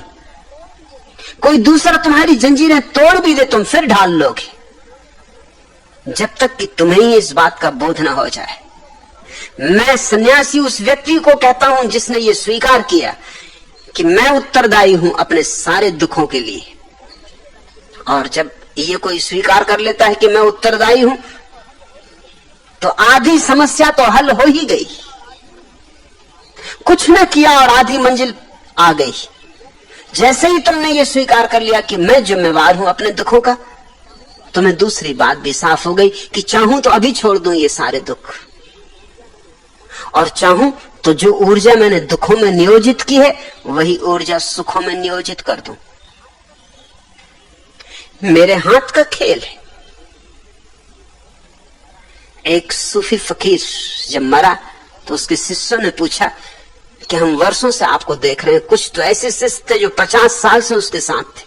उन्होंने कहा कि एक बात हमें चकित करती रही, बार बार हम पूछते भी रहे, आप हंसते हैं और टाल जाते। आपको हमने कभी दुखी नहीं देखा, कभी उदास भी नहीं देखा। जब देखा तब ताजा, जब देखा तब फूल की तरह खिले हुए, जब देखा तब आनंदित। क्या राज है इसका? उस फकीर ने कहा, अब तो मैं मर ही रहा हूं, तुम्हें राज बता देता हूं। आज से 50 साल पहले मैं बहुत दुखी आदमी था, तुम कुछ भी नहीं हो। तुम क्या खाक। मेरे दुख का कोई अंत नहीं था। मैं 24 घंटे दुख में सड़ रहा था।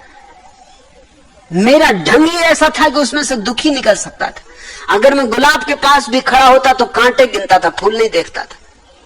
और जो आदमी कांटे गिनेगा उसके हाथ कांटों से बिंध जाएंगे, लहूलुहान हो जाएगा। और जिसके हाथ लहूलुहान हो जाएंगे, आंखें आंसू से भर जाएंगी, उसको क्या खाक फूल दिखाई पड़ेंगे? उसे फूल दिखाई भी पड़ जाए तो भरोसा ना आएगा, क्योंकि सवाल ये उठेगा कि हजारों कांटों में फूल खिल कैसे सकता है? जरूर मुझे कुछ भ्रम हो रहा है। उस फकीर ने कहा कि लोग तो कहते हैं कि हर काली बदली में भी एक रजत रेखा होती। Every cloud has a silver line. मगर मेरी अपनी और ही धारणा थी। मेरी धारणा यह थी कि जहां भी रजत रेखा होती उसके आसपास एक महान काली बदली होती। वो मेरे देखने का ढंग था। लोग कहते हैं कि 2 दिनों के बीच एक रात होती, अरे गुजर जाएगी। और मैं सोचता था कि 21 मूर्ख ने दुनिया बनाई कि 2 रातों के बीच एक छोटा सा दिन जो आया और गया और फिर अंधेरी रात है। मैं दुखों को ही खोजता था, मैं दुखी चुनता था, इसलिए दुखी था। फिर एक दिन सुबह मैं उठा और मैंने कहा कब तक मैं दुखी रहूंगा, कब तक दुखी रहना है? और उस सुबह मुझे ये साफ हो गया कि मेरे हाथ में मेरा गणित गलत है, मेरा हिसाब गलत है। मैं नकारात्मक को ही सोचता हूं, मैं निराशा को ही चुनता हूं। निषेध ही मेरे चिंतन का आधार है, विधेय नहीं। उस सुबह मुझे ये साफ हो गया कि अगर मुझे दुखी रहना है तो मैं दुखी रह सकता हूं, और अगर मुझे सुखी रहना है तो मैं सुखी रह सकता हूं। तो मैंने सोचा आज प्रयोग करके देखूं, आज सुखी ही रहूंगा, जीवन को सुख के ढंग से देखूंगा। और वो आखिरी दिन था मेरे दुख का। उस दिन मैं पूरे 24 घंटे सुखी रहा। मैं हैरान हो गया। तब से हर रोज सुबह उठता हूं और अपने से कहता हूं कि बोल क्या इरादा है, आज सुखी होना कि दुखी? और हमेशा मैं सुख के पक्ष में ही निर्णय लेता हूं। किसको दुखी होना? 50 साल हो गए उस बात को गए। अब तो दुख मुझे यूं लगता है जैसे कभी था ही नहीं। कोई दुख स्वप्न देखा हो जो कब का खो गया, या जैसे किसी कहानी में बात पढ़ी हो जिससे मेरा कुछ लेना देना नहीं। मैं तुमसे यही कहना चाहता हूं, कोई तुम्हारा दुख मिटाएगा नहीं। तुम इस भ्रांति को छोड़ दो। इसी भ्रांति के कारण तुम दुख में सड़ रहे हो। जाके मंदिर में प्रार्थना करते हो कि हे प्रभु, हे तारण करता, हरो मेरे दुख को। तुम जरा गौर से तो सोचो, इसका मतलब यह हुआ कि उसने दिया होगा तो ही हर सकता है, उसने बनाया होगा तो ही मिटा सकता है। अगर बनाने वाला वो नहीं तो मिटाने वाला वो कैसे हो सकेगा? और अगर तुम बनाने वाले हो तो वो लाख मिटाए, तुम फिर वही कर लोगे। क्या भेद पड़ेगा? तो लोग कह रहे हैं कि हम तो पापी हैं, हम तो दुखी हैं, और तुम तो महान हो और तुम्हारी करुणा महान है, दया करो, अब दुख से छुटकारा दिलाओ। मगर ये प्रार्थनाएं चलती रहती हैं और दुख भी बनता रहता है। कहीं कोई प्रार्थना का परिणाम नहीं होता। ये सवाल प्रार्थना का नहीं, बोध का है। जो लोग दुखी हैं वे स्वयं जिम्मेवार हैं।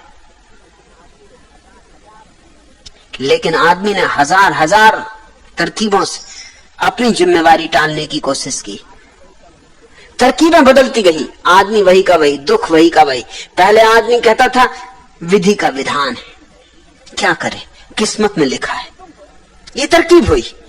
करते तुम हो और कहते हो विधाता ने लिख दिया, अब हम करें क्या? खोपड़ी में लिख दिया। खोपड़ी में कुछ भी नहीं लिखा हुआ है, खोपड़ी बिल्कुल खाली, कोई लिखावट नहीं। मैंने लाखों खोपड़ियां पढ़ी हैं, कोई लिखावट नहीं। मगर तरकीब थी पुरानी कि विधि का विधान है, विधाता ने लिख दिया। विधाता क्यों लिखेगा? विधाता कोई पागल है, विक्षिप्त है कि तुम्हारा दुख लिख देगा? कि प्रभु की मर्जी? प्रभु है ये कि तुम्हें सताने में रस लेने वाला कोई पागल है? कि इसके कारण इतना सारा दुख हो रहा है। फिर ये बात पुरानी पड़ गई तो कार्ल मार्क्स ने कहा कि समाज की व्यवस्था, क्या कर सकता है आदमी? आर्थिक व्यवस्था, राजनीतिक व्यवस्था, ये समाज है जो दुख पैदा कर रहा है। लोगों को ये बात जची, लोगों को हमेशा ये बात जचती कि कोई और जिम्मेवार हो। ये बात अखरती कोई कहे कि तुम जिम्मेवार हो। बुद्ध पसंद नहीं पड़े, जीसस पसंद नहीं पड़े, सुकरात पसंद नहीं पड़ा, लेकिन कार्ल मार्क्स पसंद पड़े। आधी दुनिया कम्युनिस्ट हो गई और बाकी दुनिया भी कम्युनिस्ट होने के रास्ते पर। देर अबेर की बात है, आज नहीं कल, कल नहीं परसों, लेकिन रास्ता वही है। क्योंकि अब पुराना ढंग विधि विधान का तो खत्म हो गया। पुराना हिसाब कि कर्मों के कारण हम फल भोग रहे हैं। पिछले जन्मों में बुरे कर्म किए थे इसलिए अब फल भोग रहे हैं। तो पिछले जन्मों में क्यों बुरे कर्म किए थे? वो उसके पिछले जन्म में, उसके कारण। और उस जन्म में क्यों किए थे? वो उसके पिछले जन्म में। तो जरा ये भी तो सोचो कि पहला जन्म कभी हुआ था, उसमें क्यों बुरे काम किए थे? उसके पहले तो कोई जन्म न था। मगर ये तरकीबें टालने की, अपने कंधे से किसी तरह बात दूसरे पे चली जाए, ये दुख को बचाने का उपाय है, ये सुरक्षा है, ये कवच। मार्क्स ने समझा दी नई तरकीब। मार्क्स समझता है कि उसने कोई क्रांति ला दी, कुछ क्रांति नहीं लाई, सिर्फ शब्द बदल दिए। विधि विधान न रहा, कर्म का सिद्धांत न रहा, समाज की आर्थिक और राजनीतिक व्यवस्था जिम्मेवार हो गई। आदमी फिर वहीं के वहीं। तो रूस में तुम सोचते हो लोग सुखी हो गए, चीन में सुखी हो गए, जरा भी सुखी नहीं हो गए। हाँ, इतना जरूर हो गया है कि अब अपने दुख की बात भी नहीं कर सकते। इतने दुखी कर दिए गए कि अब दुख है ये कहने की भी हिम्मत नहीं। अब दीवानों को कान है। अब जिसने कहा दुख है उसका फैसला कर दिया जाएगा, उसका खात्मा कर दिया जाएगा। अब तो कितने ही दुखी रहो, कहना तो यही कि सब सुख ही सुख है। अपनी पत्नी से भी पति डरता है कहने में, क्योंकि पत्नी भी स्त्रियों के कम्युनिस्ट दल की सदस्य है। अपने बच्चों से बाप डरते हैं कहने में, क्योंकि बच्चों की कम्युनिस्ट पार्टी के सदस्य, वो जाके खबर दे देंगे। और हर एक को समझाया जाता है, बच्चों को समझाया जाता है कि साम्यवाद सबसे ऊपर है। तुम्हारे माता पिता अगर कोई खिलाफ बात करते हो फौरन खबर करो। पत्नियों को समझाया जाता है कि पति तो संयोगिक बात है, असली चीज साम्यवाद है, समाजवाद है, सर्वोपरि बात वही। अगर पति कुछ खिलाफ बात करते हो खबर करो। हर एक घर में जासूस बैठ गए। दुख भारी है, लेकिन कोई कुछ कह नहीं सकता, कोई कुछ बोल नहीं सकता। मैंने सुना कि कुत्तों की एक प्रदर्शनी थी पेरिस में, रूसी कुत्ते भी भाग लेने आए थे। फ्रेंच कुत्तों ने पूछा कि भाई रूस के कुछ हालचाल कहो, बड़ी मुश्किल से रूसियों से मिलना होता है। तो कुत्तों ने कहा आनंद ही आनंद है, सुख ही सुख है, स्वर्ग है। लेकिन जब प्रदर्शनी खत्म होने लगी तो रूसी कुत्तों ने फ्रेंच कुत्तों से कहा कि कोई तरकीब बताओ कि अब हमें रूस न जाना पड़े। तो उन्होंने कहा अरे स्वर्ग ही स्वर्ग है, सुख ही सुख है, रूस क्यों नहीं जाना चाहते? उन्होंने कहा और सब तो ठीक है, भौंकने की आजादी बिल्कुल नहीं। अब क्या खाक करें सुख का, जहां भौंक ही ना सकते हो। और कुत्ते का सबसे बड़ा सुख भौंकने की आजादी होनी चाहिए, विचार स्वतंत्रता। उसने कहा और सब तो ठीक है। अरे लाख मक्खन खिलाओ, मगर खाके भी क्या करेंगे जब भौंक ही नहीं सकते? आत्मा को मारे डाल रहे हो। अब जाने की इच्छा नहीं, यहां कम से कम भौंकने की आजादी तो है। वहां गले में सुरसुरी चलती रहती, मगर दबाए बैठे रहो, संयम साधना पड़ता है, भौंक नहीं सकते। रूस से लोग बाहर क्या निकल जाते हैं, फिर लौटना नहीं चाहते। कैसा सुख है ये! जो बाहर निकल गया वो फिर पीछे नहीं लौटता।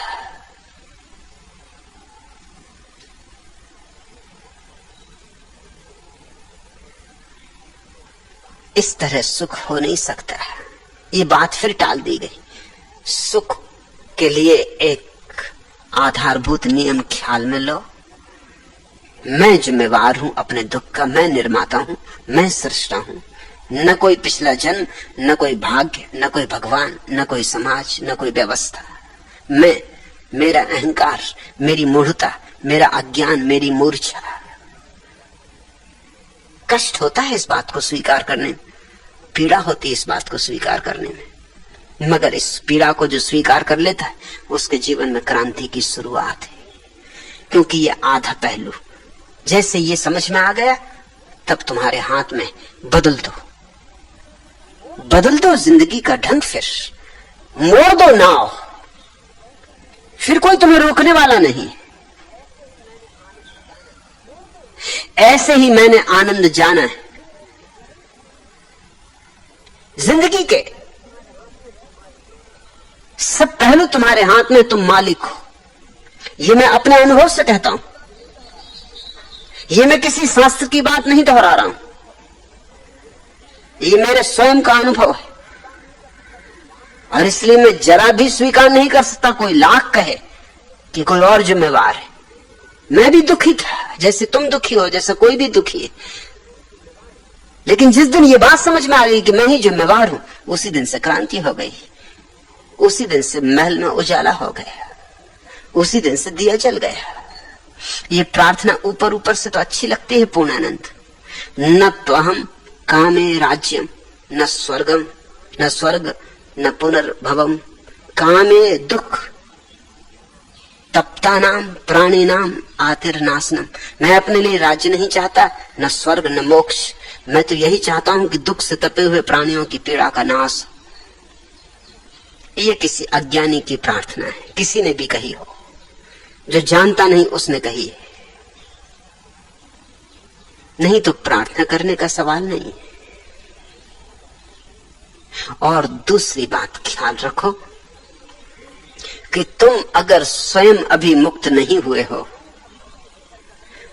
तुमने अगर स्वयं अभी अपने भीतर का स्वर्ग नहीं जाना, अगर तुमने अभी तक स्वयं के भीतर का राज्य नहीं पाया है, तो तुम क्या खाक किसी और को बोध दे सकोगे?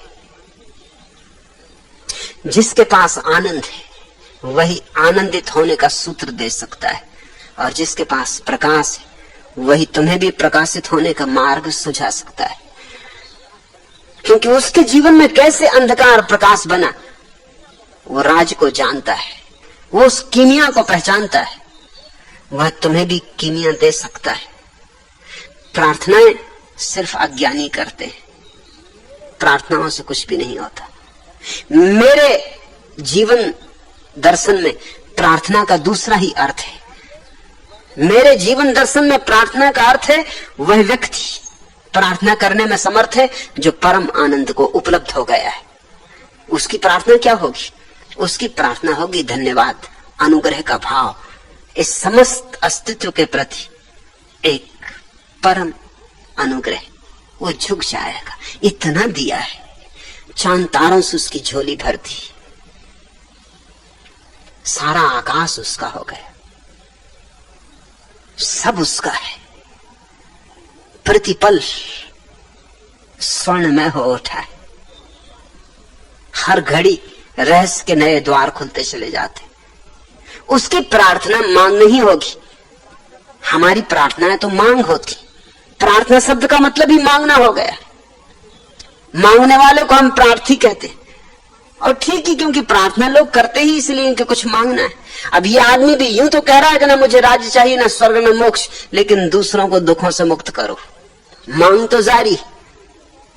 और इस भ्रांति में मांग कर रहा है दूसरों के लिए कि इस बहाने अपना मोक्ष तय हो जाएगा। न हुआ मोक्ष तय तो कम से कम स्वर्ग तो हो ही जाएगा, न हुआ स्वर्ग तो कम से कम राज्य तो पक्का ही है। क्योंकि कहा है कि परोपकार पुण्य। परोपकार कर नहीं रहा, सिर्फ प्रार्थना कर रहा परमात्मा से कि तुम परोपकार करो। परमात्मा को थोड़ी सलाह दे रहा, जैसे परमात्मा को खुद बोध ना हो, जैसे इन सज्जन को परमात्मा को बोध देना आवश्यक हो। ये जरा परमात्मा को जगा रहे हैं कि कुछ करो, क्या सोए पड़े हो, उठो, लोग दुख से भरे, इनको मुक्त करो, इनको दुख से छुटकारा दिलाओ। और फिर स्वभाव था, जब मैंने तुम्हें इतनी कीमती सलाह दी तो अब कहना क्या है, मतलब तुम खुद ही समझ लो। स्वर्ग, राज, मोक्ष, जो मर्जी हो, भीतर छिपी हुई वासना है। तुम्हारी प्रार्थना वासना ही हो सकती, सिर्फ बुद्धों की प्रार्थना वासना नहीं होती, वो धन्यवाद होती। और जब प्रार्थना धन्यवाद होती तब उसमें सौंदर्य और उसकी महिमा और।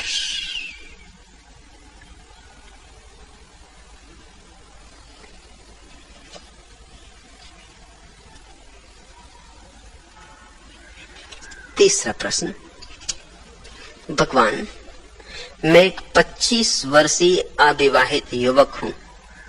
बचपन से मेरे मन में जीवन को महानता के शिखरों पर ले चलने के आदर्श उथल पुथल मचाते रहे।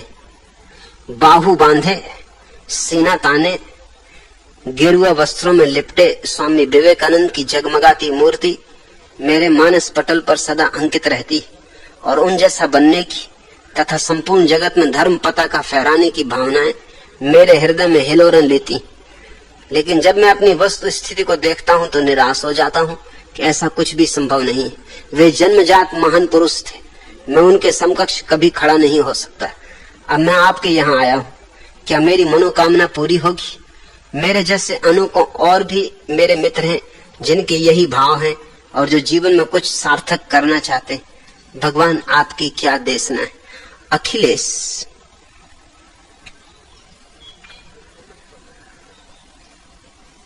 एक उम्र होती जब आदमी का मन सपने देखने में बड़ा रस लेता है। तुम भी सपने देख रहे हो, विवाहित हो जाओ,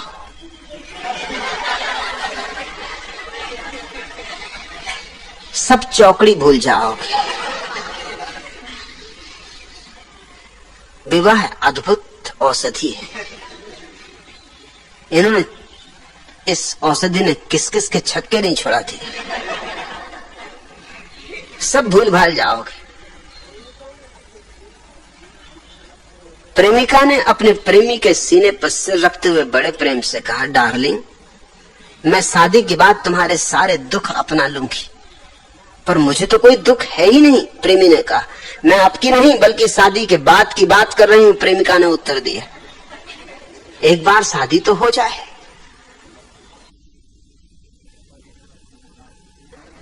अब विवाहित हो, इसलिए इस तरह की व्यर्थ की बातें मन में उठ रही, और ये सब बातें व्यर्थ की बुनियादी रूप से गलत है। एक एक बात गलत है।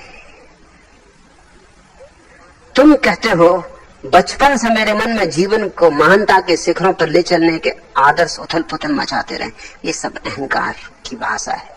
ये महानता और ये आदर्श और शिखरों पर चढ़ना, ये सब अहंकार है।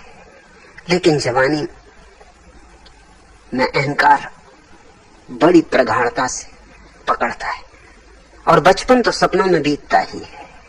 बचकानेपन का नाम सपने देखने के सिवाय और कुछ भी नहीं। जवान होते होते वे ही सपने तुम्हारे भीतर जोर से उथल पुथल मचाने लगते। अच्छे अच्छे शब्द तुम उन्हें पहना देते हो, आदर्श, मगर शिखरों पर पहुंचने की इतनी आकांक्षा क्यों? घाटियों में क्या खराबी? घाटियों का अपना सौंदर्य। महान बनने की इतनी आकांक्षा क्या है? दूसरों से श्रेष्ठ अपने को सिद्ध करना है,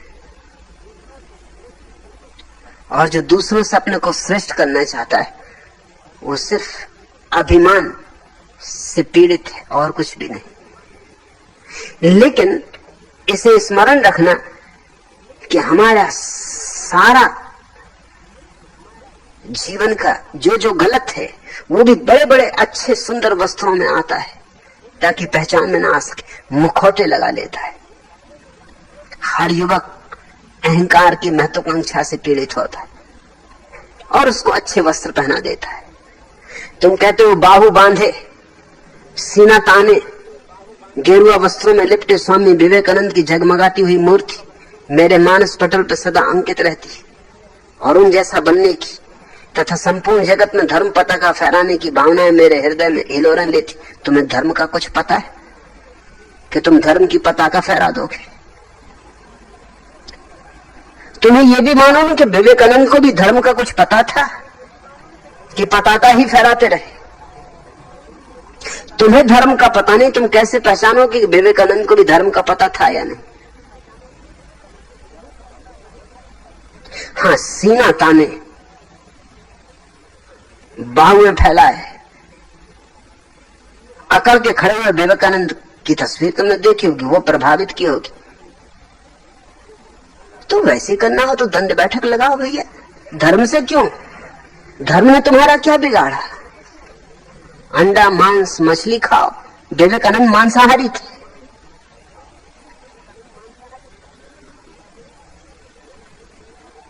और दंड बैठक में भरोसा था। और ये भी ख्याल रखना 33 साल की उम्र में मर गए। ज्यादा दंड बैठक लगा ली तो जल्दी खत्म हो गए। पहलवान अक्सर गलत वक्त पे मरते और बुरी बीमारियों से मरते। तुमने गामा का नाम सुना? मरे 6 रोग से, भयंकर सड़के मरे। दुनिया के सारे पहलवानों की दुर्गति होनी ही है, क्योंकि शरीर के साथ जबरदस्ती करने का ही नाम तो पहलवानी। दंड बैठक क्या है? मारो जबरदस्ती, भुजाओं को जबरदस्ती किसी भी तरह खींचतान करो। तस्वीरें तुम देखते हो, पंजाब केसरी और मिस्टर यूनिवर्स, जरा उनकी तस्वीरें देखते हो? ये तुम्हें स्वाभाविक आदमी की तस्वीरें मालूम पड़ती? ये आदमी की तस्वीरें मालूम पड़ती कि जंगली जानवरों की?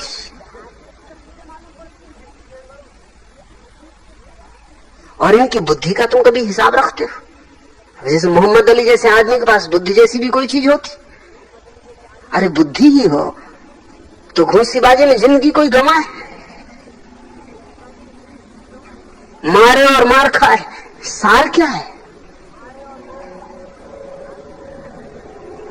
मगर तुम्हें विवेकानंद की तस्वीर बहुत जैसी। भारत के सारे युवकों को विवेकानंद की तस्वीर बहुत जचती, क्योंकि विवेकानंद ने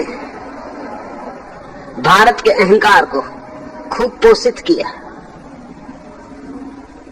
बड़ी घोषणा कर दी सारे जगत में कि भारत महान है, भारत का धर्म महान है। और धर्म का विवेकानंद को कोई पता नहीं था। धर्म का पता रामकृष्ण को जरूर था। रामकृष्ण वही है जहां बुद्ध, जहां महावीर, जहां कृष्ण, जहां पतंजलि। विवेकानंद की कोई हैसियत नहीं। मगर तुम रामकृष्ण से प्रभावित नहीं, क्योंकि बेचारा ना तो पहलवान जैसा लगता है, सीधा साधा आदमी, ग्रामीण। इससे कौन प्रभावित होने वाला? ये विवेकानंद लठ लिए खड़े धर्म की पताका फहरा रहे। ये हिंदू अहंकार के प्रतीक हो गए, ये हिंदू दंभ के समर्थक हो गए। और इन्होंने जो कहा है उसमें कुछ भी मूल्यवान नहीं, उसमें कुछ भी अनुभव की बात नहीं। हाँ, शास्त्रों की तोता रटंत बातें, और शास्त्रों के लिए आधुनिक तर्क देने की कोशिश है। शास्त्रों को नया तार्किक लिबास पहनाने की चेष्टा है, मगर बचकानी, क्योंकि खुद का कोई अनुभव नहीं। विवेकानंद को मरने तक कोई परम अवस्था का बोध नहीं हो गया था। लेकिन अच्छे संगठक थे और तुम जैसे युवकों की ही कतार इकट्ठी कर ली थी। न उन्हें पता था धर्म का, न उन युवकों को कोई पता था धर्म का। इसलिए रामकृष्ण की जो महिमापूर्ण देशना थी वो विवेकानंद के कारण नष्ट हो गई। रामकृष्ण को बहुत गलत आदमी मिल गया। इस दुनिया में बहुत बार ऐसा हुआ है, जीसस के साथ ऐसा हुआ, गलत आदमी मिल गए। मजबूरी थी, कोई और उपलब्ध न थे, जो मिले उन्हीं से बात करनी पड़ी और उन गलत लोगों ने ईसाइयत को जन्म दिया, जो कि जीसस से बिल्कुल विपरीत है, जिसका जीसस से कोई भी संबंध नहीं। महावीर को गलत लोग मिल गए। महावीर थे क्षत्रिय, जैनों के 24 तीर्थंकर क्षत्रिय। जैन धर्म मूलतः ब्राह्मणों की अकड़ और दंभ के खिलाफ क्षत्रियों की बगावत थी।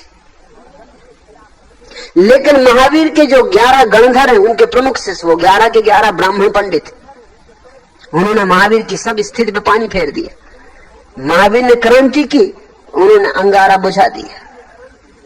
वो वापस पुराना ब्राह्मणवाद लौट आया।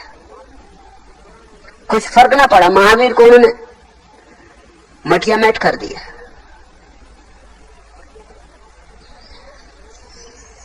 कभी कभी संयोग से ऐसा हुआ है कि ठीक व्यक्ति मिले, जैसे लाओत्सु को चोंग तसु जैसा शिष्य मिला, जो उसी कोटि का है जिस कोटि के लाओत्सु, और चोंग तसु को लीह तसु जैसा शिष्य मिला, जो उसी कोटि का है जैसा चोंग तसु। तो 3 पीढ़ियों तक ज्योति यूं जली जैसी जलनी चाहिए। बुद्ध को बड़े प्यारे शिष्य मिले, मंजूश्री, सारिपुत्र, मोगलान, महाकाश्यप, अद्भुत शिष्य मिले। और इसके कारण कुछ सदियों तक, कम से कम 500 वर्षों तक बुद्ध धर्म एक जीवित धर्म बना रहा।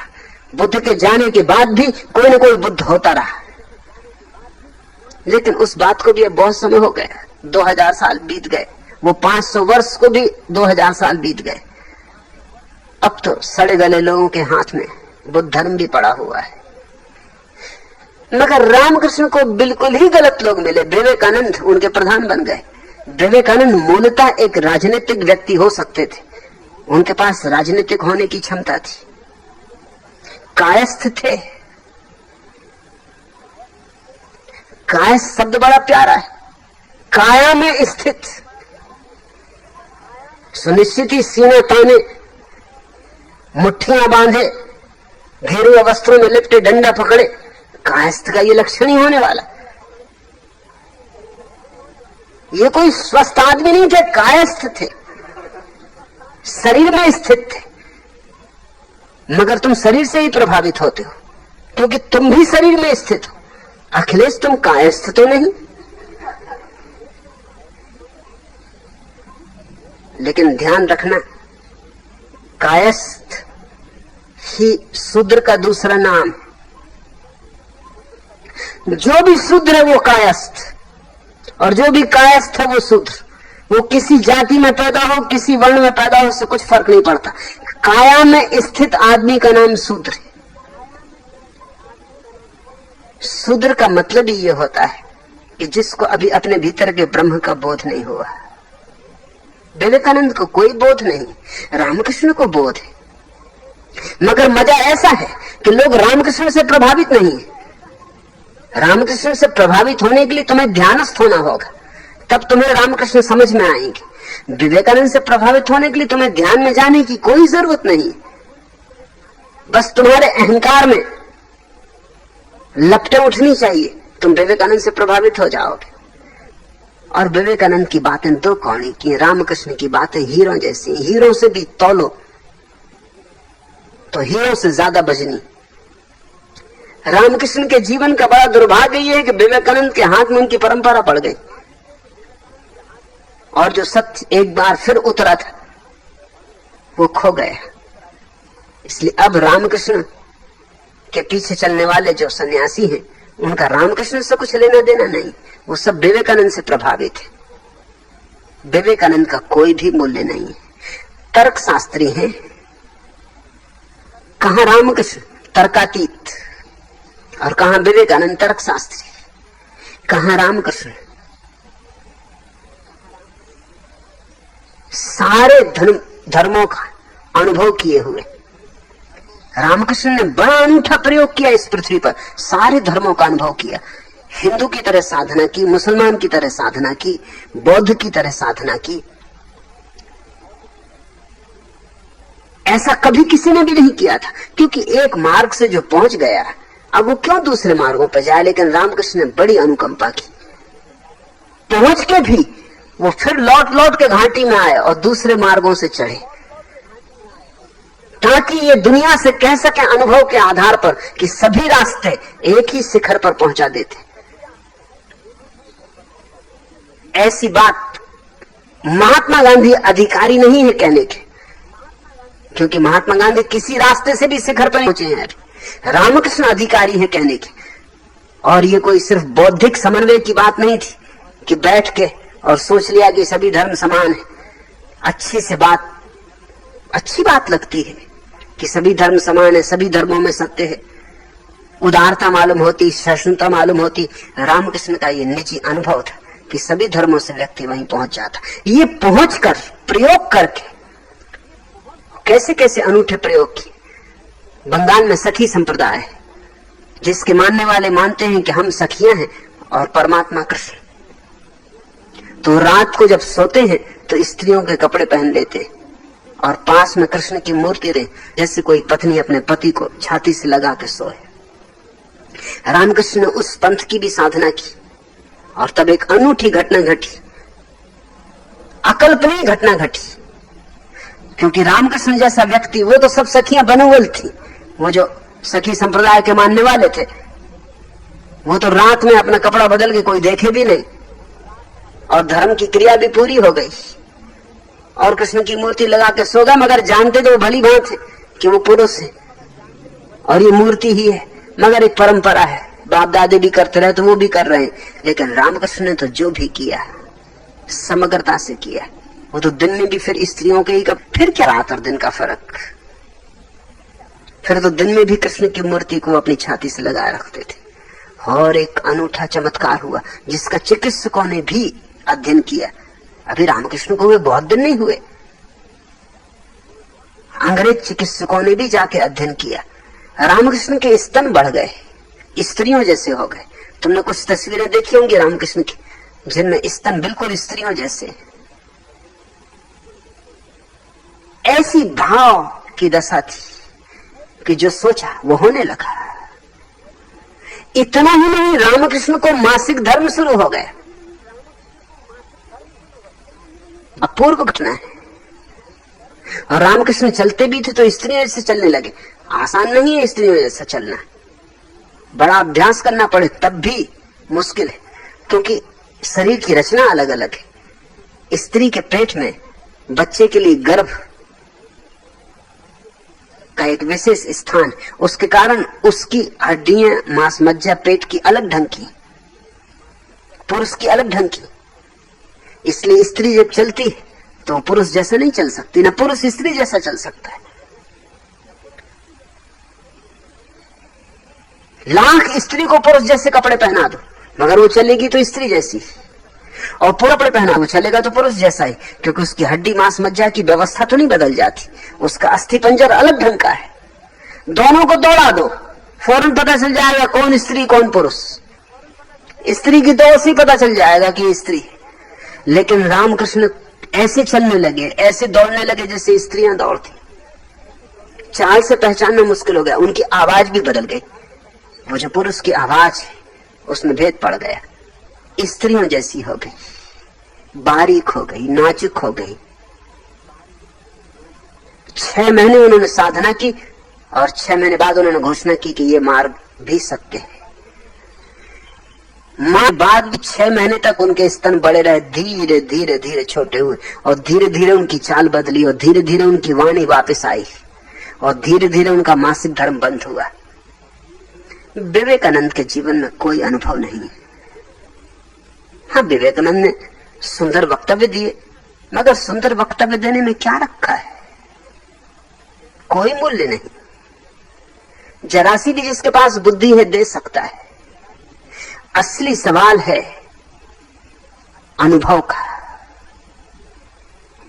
छोटा सा अनुभव विवेकानंद को समाधि का हुआ था, इसका उल्लेख है, मगर उसका भी उन्होंने गलत उपयोग किया। तत्क्षण रामकृष्ण के आश्रम में दक्षिणेश्वर में कालू नाम का एक भक्त था, गरीब आदमी, देहाती आदमी, और भक्ति उसकी ऐसी थी कि बेचारे को दिन भर लग जाता था, क्योंकि उसने अपने कमरे में सब देवी देवताओं की मूर्तियां रख छोड़ी थी। जो मिल गई मूर्ति, जिसने कह दिया कि ये देवता की मूर्ति वही ले आए और रखता जाए। उसके कमरे में खुद को सोने को जगह नहीं रही थी, बाहर सोता था, क्योंकि कमरे में तो देव देवताओं ने अड्डा जमा लिया था। और वो सबकी पूजा करता और भाव से पूजा करता। ऐसा नहीं था कि जल्दी जल्दी ली थाली और इधर से उधर घुमा के 2 मिनट में बाहर आ गए। नहीं तो 33 करोड़ देवताओं हो तो 5 मिनट में निपट जाती। सबके सामने जरा जरा सी ताली घुमाई, कोई रोक तो सकता नहीं कि अब कहां जा रहा है, पूरी पूजा करो। राम राम कहते या मंत्र गुनगुनाते हुए सबके सामने ताली घुमा दी, जरा सा सबको सुगंध दे दी, सबके सामने जल्दी से प्रसाद लगा दिया, एक एक फूल सबकी खोपड़ी पर रख दिया, निपटारा हो गया। मगर वो बड़े भाव से पूजा करता है एक एक मूर्ति की। कभी कभी शाम हो जाती, दिन भर पूजा में निकल जाता, और जब पूजा पूरी हो तभी तो भोजन करे बेचारा। और कभी कभी ऐसा होता है, क्योंकि कभी दिन छोटे होते हैं, कभी दिन बड़े होते। जब दिन छोटे होते तो पूजा में ही दिन निकल जाता, तो रात को वो भोजन न करता। बड़ी हंसी आती थी इस पर कि ये कैसा मूर्ख है। कई दफे उसको समझाया कि तू किस पागलपन में पड़ा है, इन पत्थरों में कुछ भी नहीं। मगर उसकी आंखों से आंसू की धार बहने लगती। वो कहता तुम्हें ना होगा, मगर मुझे तो बड़ा आनंद आता है। विवेकानंद कहते फेंक इनको गंगा में, अरे बचाने ही तो एक बचा ले। मगर वो कहता कि सबसे मेरा प्रेम है और सभी तो उसके रूप है, किसको फेंकूं, किसको बचाऊं, मैं निर्णय न कर पाऊंगा। विवेकानंद को रामकृष्ण ने ध्यान की विधि दी थी कि साक्षी भाव से अपने विचारों को देखते रहो। वो उस ध्यान की विधि की थोड़ी सी झलक आई, विचार समाप्त हो गए। जरा सी देर को पर्दा जैसे हटा, जैसे झरोखा खुला, एक किरण आई। मगर देखते उस किरण के आते उनको क्या ख्याल आया। उनको तत्क्षण ऐसा लगा कि इस समय अगर मैं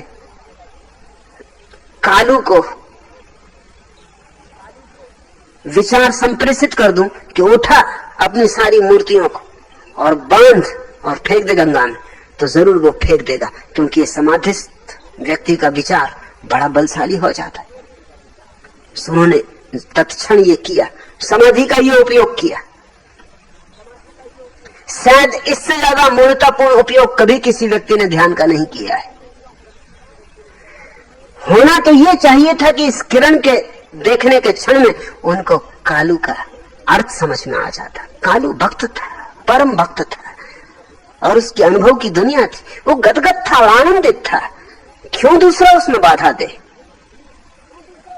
उसके जीवन में रसधार बह रही थी, मगर उनको बड़ी अड़चन थी।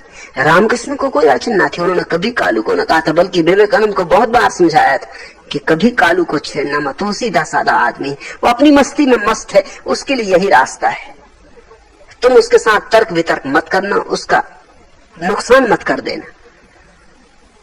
मगर उनको जैसे ही ये पहला अनुभव हुआ, जरा सा द्वार खुला समाधि का, तो उन्होंने तत्क्षण विचार प्रेषण किया, ये उपयोग किया।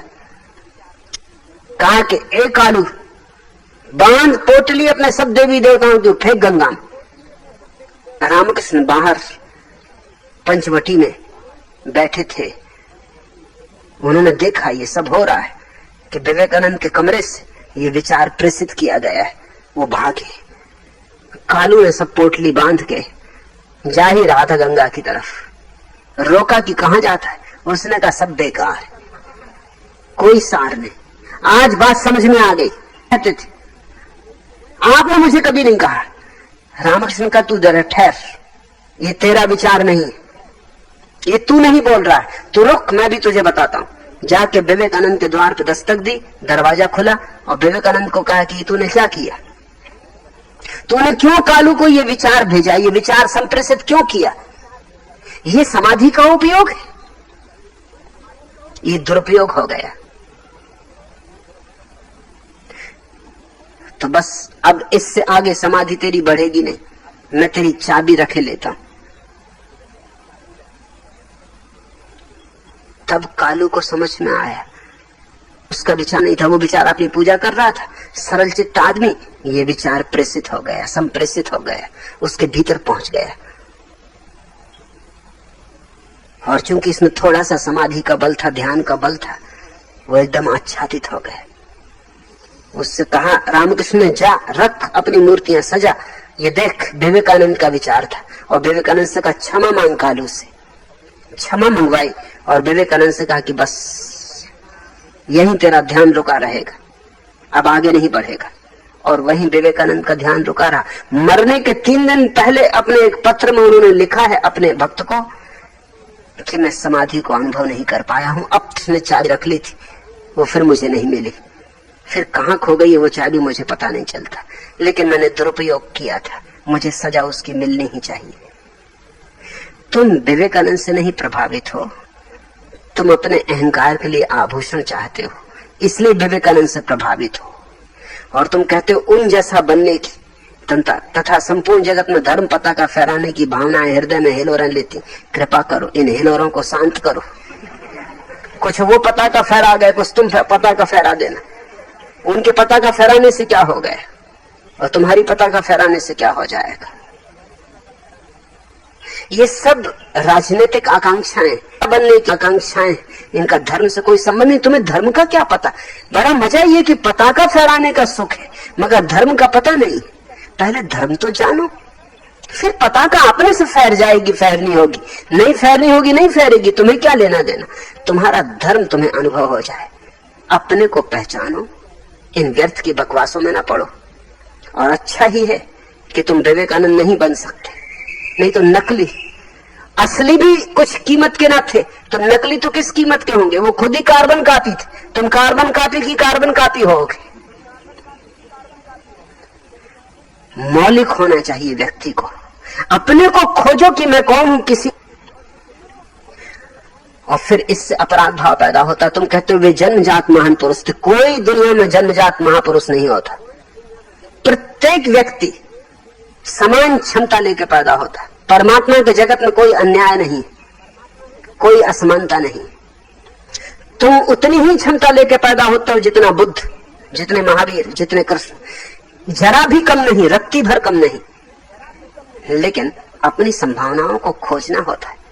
ध्यान में लगो, धर्म की पताका वगैरह फहराने का उपद्रव न करो, नहीं तो झंडा ऊंचा रहे हमारा, बस उसी तरह के आदमी हो जाओगे। अब तुम कहते हो अब आपके यहां आया हूं, क्या मेरी मनोकामना पूरी होगी? कभी नहीं, तुम तो गलत जगह आ गए। यहां मैं किसी की अहंकार को भरने के लिए किसी तरह का सहारा नहीं देता। यहां तो तुम्हारा अहंकार टूटेगा, यहां तो